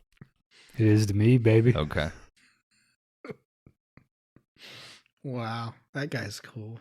So, what's the situation here? Does he have Jamie Lee Curtis knocked out in the front seat, so it looks like she's just up there riding casually with him? Yeah, I don't know at this point. I mean, I would guess that's what it is, but This is scary. This is a scary moment. Did you get scared? you don't see her head turn. So I would guess she's passed out or something. Only one part of this scared me. Like, I thought, I was like genuinely worried for somebody. And that's one of the cops later on.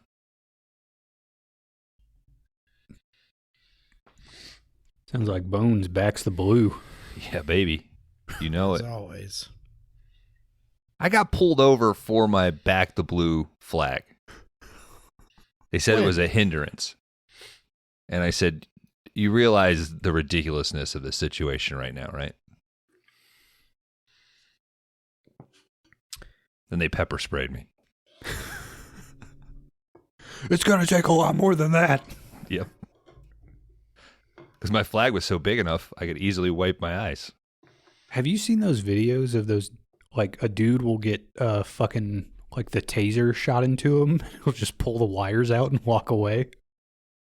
Yeah, well, sometimes if it doesn't make full connection, you know. It doesn't actually. Oh, okay. I thought dudes were out there just like jamming forks in the wall every day. I wouldn't disbelieve that there are certain individuals that could probably take it, but I think more often than not, yeah, Dan could. Have you ever touched an electric fence? Yeah, it doesn't faze me at all. This is bullshit, dude. Dan's dead from the neck down. I'm tough, dude. I don't know what it is. These Midwest genes. I don't know. Says the guy that will fucking call out of work if he's got an eye booger. That's just privilege. That's not Oh, okay. toughness. Sorry, guys. Only made it halfway through risky business last night, so I won't be coming into work today. I made it all the way through risky business. And that's why you had to call in. You took the day off. You stayed up too late. And I was like, there's some ladies down the street that I might be able to talk into a business. The gypsies? I like to refer to them as... Give me my fucking 360. You get a 360. Okay. That's a 360. That's why you listen to 5 Day Rentals, because we did a 360. We know why they listen to 5 Day Rentals. They found us through George, Phantasm, or because we come up in the alphabetical list of movie podcasts. Mm-hmm. When you Google podcast directory, we're right near the top. Yeah. Aaron Armadillo's movie blast was fucking pissed when he found out that they sort numbers first. Is that a real We gotta do Aaron Armadillo's movie blast. Well, why won't you invite us on, Aaron? We like what you do. Come on, man. Quid's driving. He's like, shit. What do I actually know about this guy? Nothing. Maybe this is all in my head. He turns on his radio. He's done with all this shit, but he hears a news bulletin that the daughter of a U.S. diplomat has been reported missing. She's last seen with a truck driver who may be linked to the brutal murders that are happening in Australia. Quid continues driving. He's talking to himself. I'm not worried. Cop's got nothing on me. He's trying to play it all back through his head. I love this scene because we see Quid. We are hearing his inner monologue. The camera is sort of panning around the cab of the truck. And then we shift from VO to him talking out loud to himself. It is an awesome transition. Is this where all the road lines start shooting across the screen? That starts to come up next because you also get a great pan. It's a profile shot, and as he's shifting gears, the camera shifts every third. So he goes from being on the right side of the frame to the left side of the frame. You get those jerks. But this entire sequence I thought was awesome because it leads up to him almost hitting the you're getting kangaroo. Yeah. Suddenly up ahead, he sees the green van parked on the side of the road. Gets out and approaches cautiously. He walks up to the green van and sees this sick Black Widow mural on the side of it and a cooler in the passenger seat. He looks around, but the van is empty. He starts hearing this strange noise out in the woods. Takes Boz with him to investigate, but Boz just runs the fuck out of there. He's like, I'm not going into that shit. Quid keeps going in, but he figures out what he's hearing is moaning. It's like, oh, Harry, oh, Harry. He leaves thinking it's Harry and Hitch. But the camera lingers on this scene, and we see it's just that married couple from earlier. They're a little further down the path. Quid says, fuck it. Breaks the window of the green van. He's got to see what's in that cooler. He opens it up. It's just this guy's lunch. What is the loose piece of cake? Yeah. It's just a loose piece of cake. I know, but it's it's cartoonish. Why isn't that in an aluminum foil or a Tupperware? Saran wrap? I don't know. It's last minute, And it's not it's not even an upright piece of cake. It's it's a triangular pie slice, and it's on its side like a diner would serve. Eaten half of it. Just chuck the other half into the lunchbox. All right, Quid says, come on, Boz. He takes off. As he does, we kind of see one of the doors to the trailer is open. Quid continues on. He's kind of starting to crack up. He's tired. This is where he almost hits a tiny baby kangaroo. Quid hears a noise. We see the refrigeration meter behind his seat is slowly getting warmer and warmer. Stops I feel like the truck. they were like, we need a kangaroo shot. I'll say I'm pretty sure the 3 like Aussie movies I can think of off the top of my head all have a kangaroo shot in them. So maybe. Yeah, I think it was like, all right, yeah, we definitely got to have a kangaroo. American audiences expect it. I seen a clip the other day where a kangaroo just came out on a golf course and attacking a dude, and he just straight up hits him with the club. Well, they weren't playing through. I mean, they were I was like, I'd do dicking around. Yeah, you're not out here to drink. You're out here to golf, damn it. I think it goes hand in hand.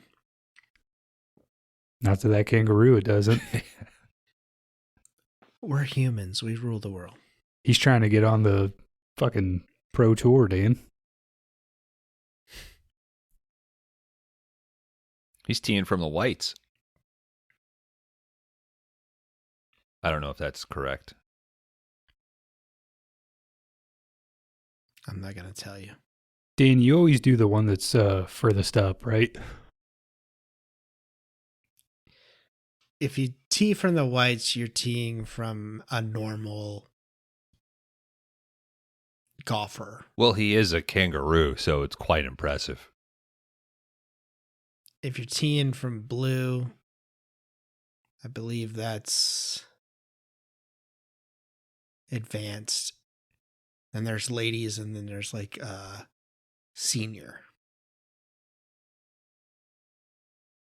So when you play, if you're on a course with like 9, you'd play white, and then your next 9 would be from like blue or a different one.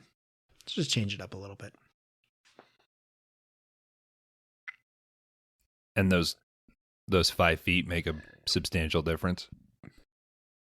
Depending on where they are on the course, yes. Why not change it up a little by only using your putter? I mean, I've played where once you use a club, you can't use that club anymore for the rest of the 9 or shit like that. Damn. You could switch it up by like adding a windmill or a pirate ship. This is like not putt-putt. Okay, but if you got to hole 8 and it was like, oh shit, now we got to deal with a volcano. Yeah. That'd be pretty exciting. I mean, you're just dealing with golf. Like, it's hard enough without a pirate ship and a volcano. Speak for yourself. I mean, I'll book us for the weekend. Oh, nothing brings rage out of me like playing golf. It's the most beautiful way to get pissed off. Besides 5-day rentals. I mean, some of us are trying to find the most beautiful way to get pissed on.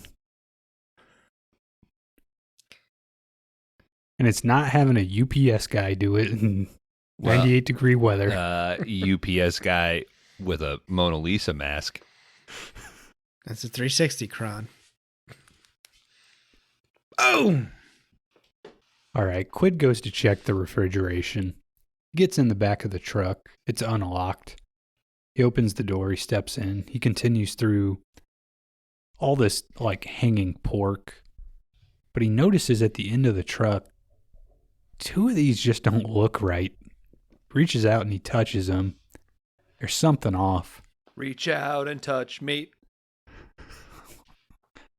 That's pretty good. Gets out the little manifesto. Slip of paper says there should be 350 pigs. He does some quick adding. He's got 352. Seems like a lot of negative space in that truck, right? You think there should be more pigs in there? I question There's a the math shortage. of 350, but I feel like you could have he could have got like triple the amount of what he does have in there, unless there's a requirement for certain, certain open air buffer between them. Rocky's got to have enough space to get in there and spar. Mm-hmm. Quid gets back on the road. This is the great overlay where we got road lines kind of like zigzagging across his face.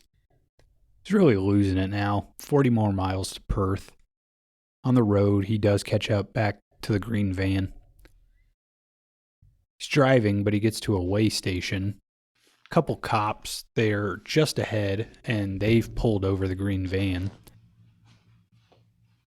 Which I think the green van is like run out of gas. Like Quid is chasing him into Perth. Yeah, because the cops help him push it off the side of the road, right? Yep. I think there's just like a little service station up the way, and they like push the van over there so he can fuel up. The way guy, he shows up. He's like, "Hey, dude, you're 75 kilos over." Oh, it's the best guy in the movie, man. Quid is like, "Oh, that's strange," and they're like joking. I mean, they obviously know each other. Mm-hmm. He's like, "Yeah, that could be a bunch of marijuana, huh?" But they just play it off. Neither one of them are serious. There's a dog that starts sniffing around the truck, though. Green van is done fueling up and takes off. So Quid is like, "I gotta get out of here." Finally, he convinces this way station guy it's nothing to worry about. He takes off too. There's a bunch of wires and shit. Yeah, just as he does, this guy is like, "Stop the truck. You got a bunch of wires and shit hanging off your axle." He's like, "That's probably the extra weight you've got." Quid's like, "Oh, don't even worry about it," and just fucking bolts out of there. Cops start following Quid at this point. So now we got the green van leading the charge, Quid's truck behind, and a couple cops behind him. They turn on their sirens. Quid doesn't even faze him. He just continues on. He's not going to lose this guy this time. Eventually, he follows him through a tight alleyway. Green van guy, he gets out. He's got a shovel in his hands. Quid tries to get out of the alley, or out of his truck, but the alley is so tight he can't open either door on his truck. This guy in the green van just starts bashing up the front of his truck. Behind Quid, the cops, they've like driven under the trailer, so they're stuck there. They're trying to reverse out. Aren't those Aussie cop cars so badass looking?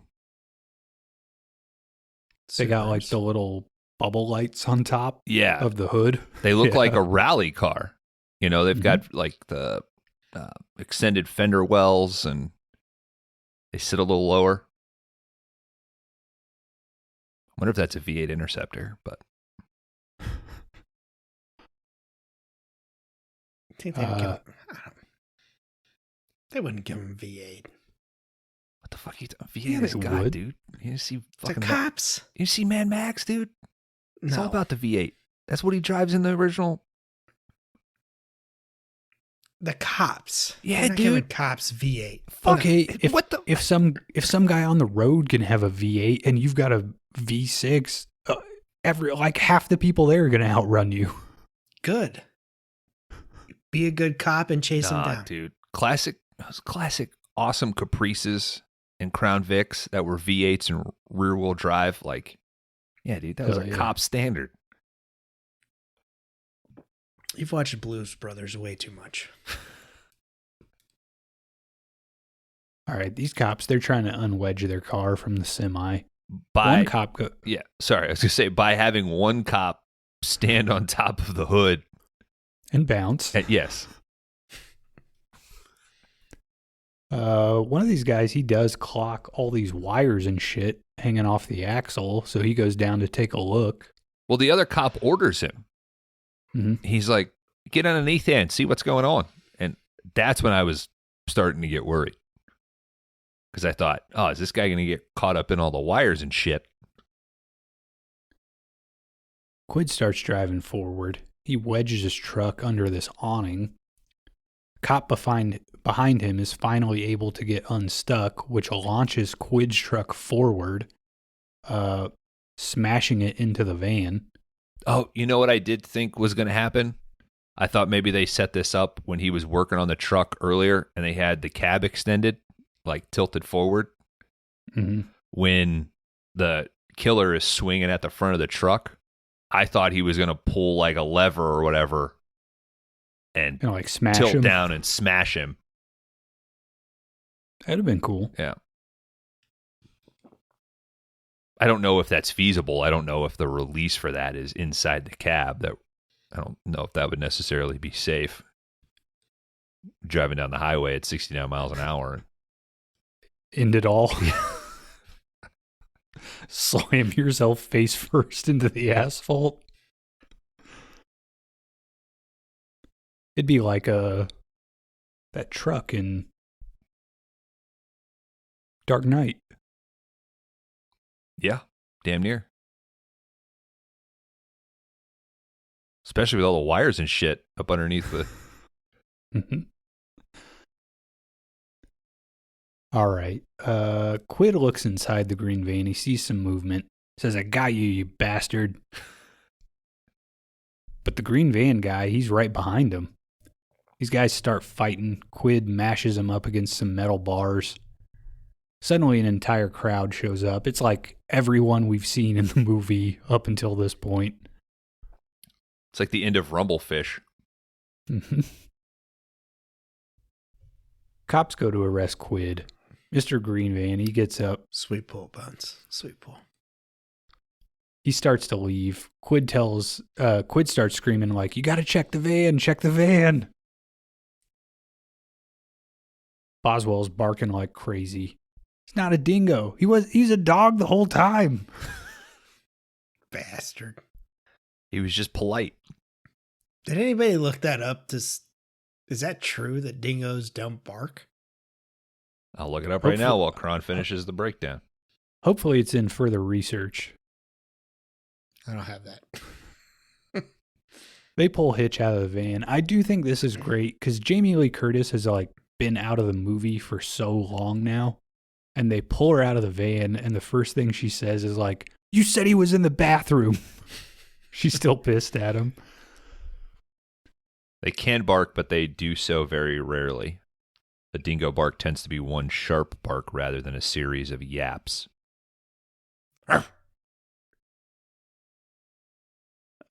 Green van guy, he's still backing up. Cop stands right behind him. He's like, "Where do you think you're going?" They pull Hitch out. They ask her, "Which one of these guys kidnapped you?" She, of course, identifies the guy in the green van. She says, "Me and 20 others, but if you want to find them, you're going to have to dig up half of Australia." It is so satisfying when the killer is backing through the crowd and that cop is like, "Where do you think you're going?" Mm-hmm. God. Yeah, you think he's going to just slip out of there. And then even the fact that they check the van, like when they're holding Quid, and there's 8 dudes smashing him up against the wall, and he's like, no, check that fucking van. I don't think they were going to until that dingo started barking. Yeah, but it's fair. I was on the end of how the police believed what you said back then. Because nowadays they would have been, you already been shot. Yeah, I think now they would have shot everyone on site and then tried to piece together what had happened. Oh, speaking of videos, have you seen that released video of the kid who was driving a gas-powered bicycle through his neighborhood? It's I think I've seen that one. It's less than 50 cc's, so he knows the law and shit. Yeah, I guess they were just a giant lawsuit, so they finally released the video. And he's filming the whole thing and telling the cop, it's totally legal. And the cop's like, "No, it's not." And the kid, I think the kid calls the cop out, and the cop's like, "You just need to go to school and learn the law." And he's like, "You're the fucking cop." But they ended up getting a pretty decent settlement, I think. Hell yeah. Cut over to Hitch and Quid. They're walking together. He says he might go up north and try to find some work. He's done trucking for a little while. looks over at her and he's like, "Hey, you know what? I forgot to tell the cops something.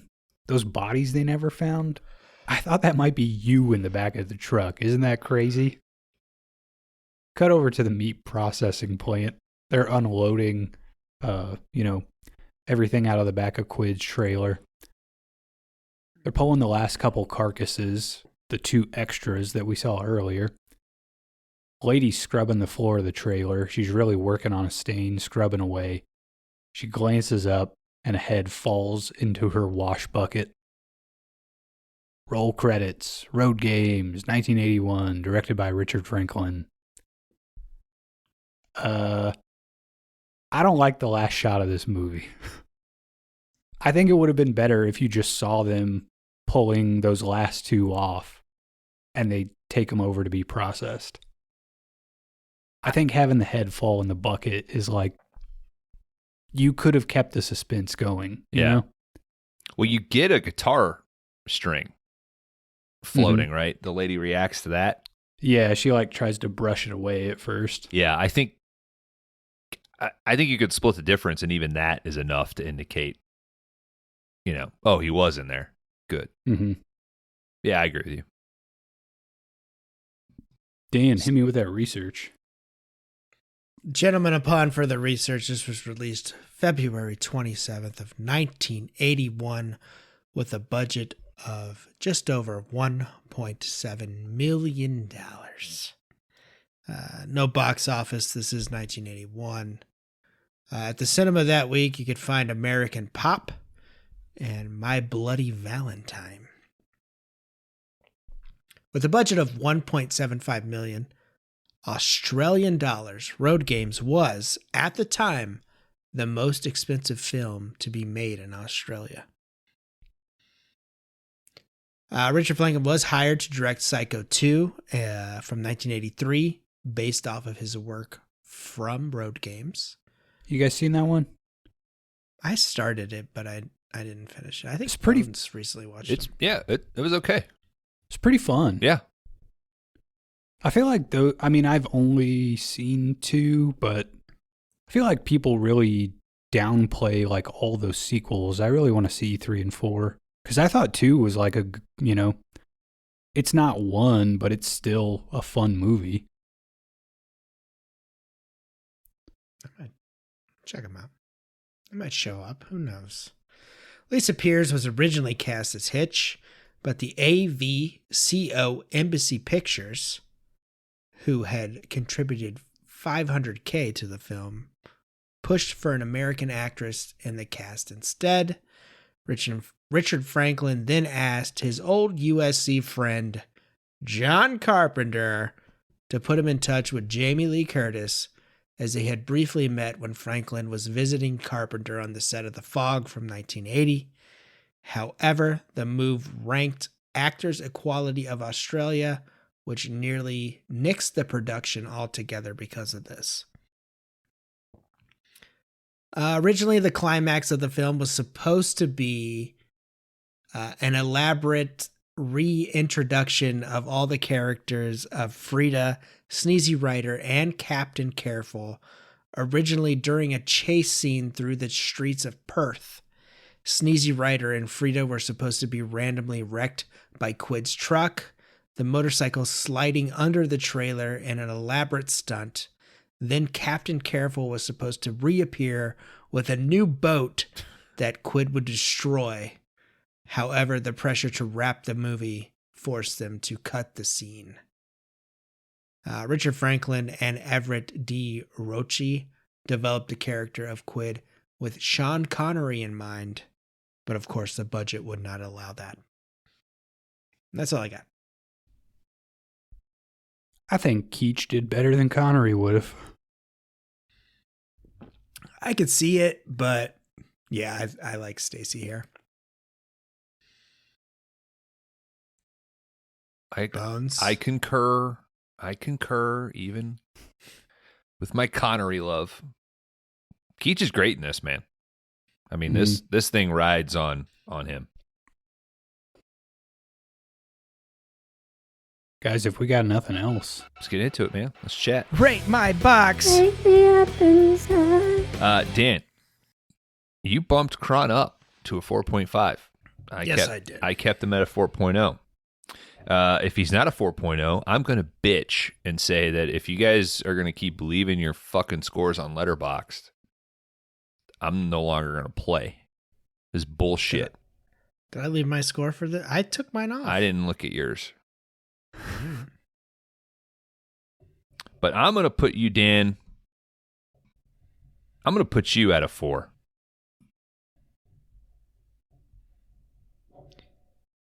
I'm going Bones a 4.0. Bones 4, Dan, I think 3.5. Dan, why don't you kick us off, dude? All right. Roadgames 1981. Richard Franklin. I enjoy this. I mean, like I said, you look at the poster, it's not really what you see. It did remind me of a run of movies of like Cannonball Run and Smokey and the Bandit and shit like that, where the characters reappear throughout the film, which I always enjoy that. I think Stacy Keach is phenomenal in this role. Could use a little more Jamie Lee Curtis. I think the suspense works when it's there. I liked that it wasn't a serial killer who was like killing a person at every stop that they made, and it was a whole big, huge ordeal. I liked how we had one thing to focus on, and that was the focus of the entire movie. I love how it was interconnected with like the lady and the attorney or the accountant and all that, and the radio and all that was put together. I mean, you can't argue with this. This is a good time. I'm a 4.0 for Roadgames. I enjoyed it. I think I did have it at a 3.5 originally, and yeah, it went up. Now I'm pissed. Yeah, Keach is the standout in this. The script is pretty tight. I think the parallel of what this killer is doing and tracking him through Keach's perspective, but then also how well crafted is this potentially just in his head because he's just been on the road and he has just internally cycled himself into this frenzy of what's going on is really well played.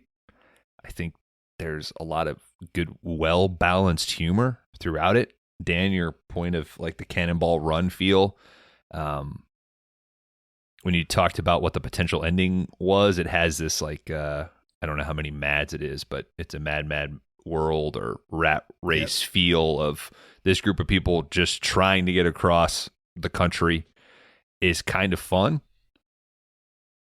I will say there was nothing that stood out to me, or it didn't change on a rewatch. It was solid, and then I watched it again, and it was solid. Dan, to your point, like the no vacancy sign, it was just like little details like that you just, had I not watched it a second time, I don't think it would have affected it in any way. Jamie Lee Curtis, again, like to echo Dan's point, could have been nice to get more of her. I think that just says that it could have been a different actress. It didn't necessarily need to be Jamie Lee Curtis. Probably would have made more sense if it was an Australian character, given her backstory. It's fun. It does not overstay its welcome. I think the ending that they do go with is pretty fun. It's pretty high tense. It gets to the point. It's satisfying. It moves on. The little tag at the end.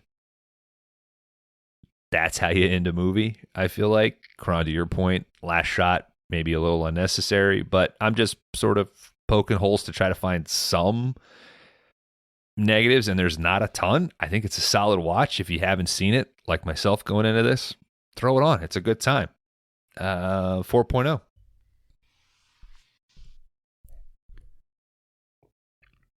All right, guys, Roadgames.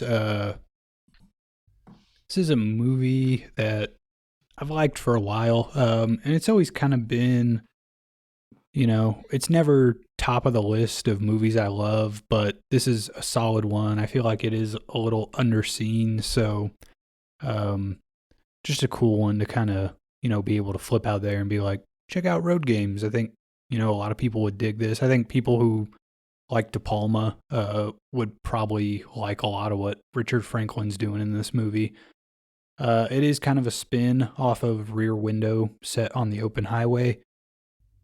Dan, I think the poster is incredible. It makes you want to go watch the movie, which is what a poster ought to be doing.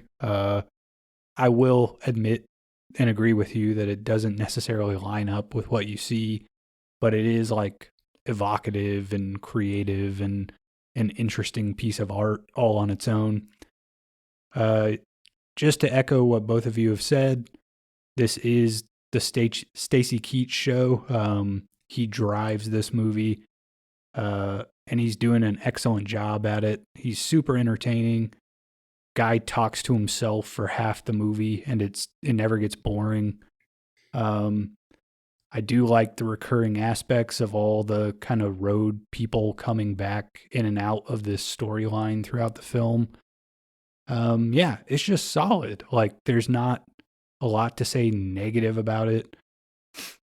The last shot is not my favorite. Felt like, if this had ended 10 seconds earlier and just jumped to credits, I might have bumped it up another half star, but altogether, it's just a good, solid film, 4.0.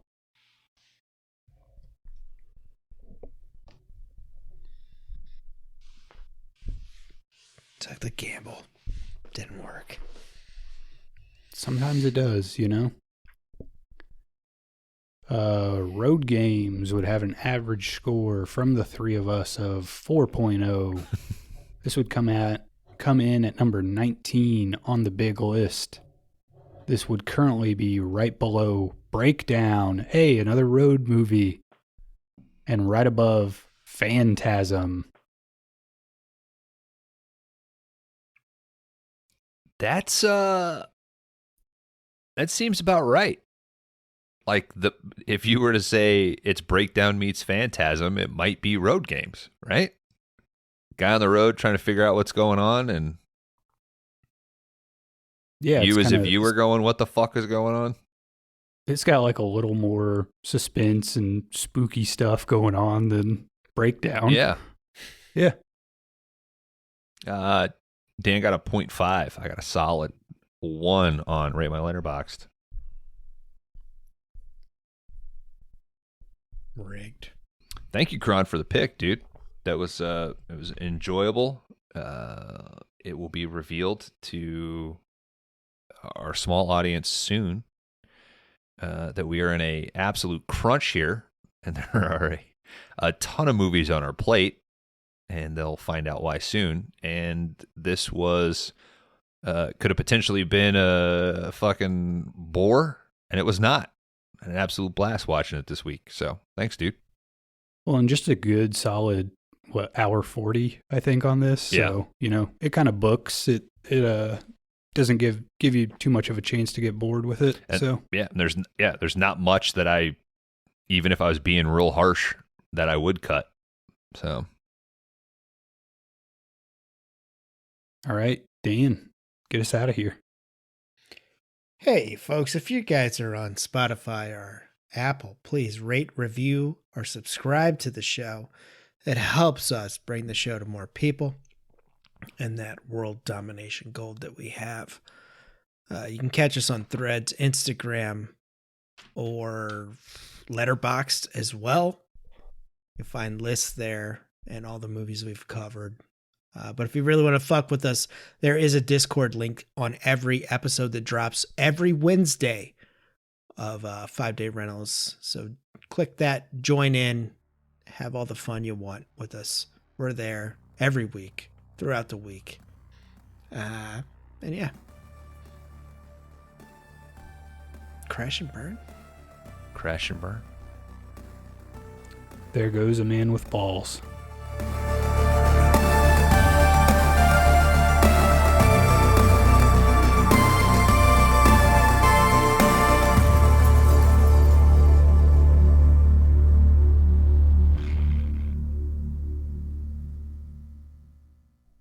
Welcome back, cowards. It's the after showers. It's time to finish up Teen Heartthrobs. Dan, thank you for the category. Thank you for making us endure the fanatic. Kron, way to switch it up. Future is female. Brought us a Jamie Lee Curtis vehicle. It's time to bring in a heavy hitter. All right. It's time to balance this motherfucker out. It's time that Sways is back on the show. Kron, you took us on the road, dicking around playing games, but it's time to come home. Time to get back to the house. Time to go to the Roadhouse. Rowdy Harrington, Roadhouse, 1989. Sam Elliott. Hey, mijo. The best movie hair of all time. Some could argue, hey, this is a 5-star banger. Hey, well, you know what? Kron brought Big Trouble in Little China and Tombstone. The audience voted Big Trouble in Little China onto the show. But I'm bringing Roadhouse, and the audience wants it. All right. The Sam Elliott domination of the show continues. We will have a guest next week. It's not so confirmed that I'm willing to call them out, but you can't go to the Roadhouse alone. It's fucking dangerous in there. Surely you guys have seen the Roadhouse, right? Not the Roadhouse. We dropped the. It's cleaner. It's Roadhouse. Of course. Yes. I mean, it lived on TV for a decade. Yes. A lot of good faces in Roadhouse. You get Funk in there. Terry Funk back on the show. John Doe from X.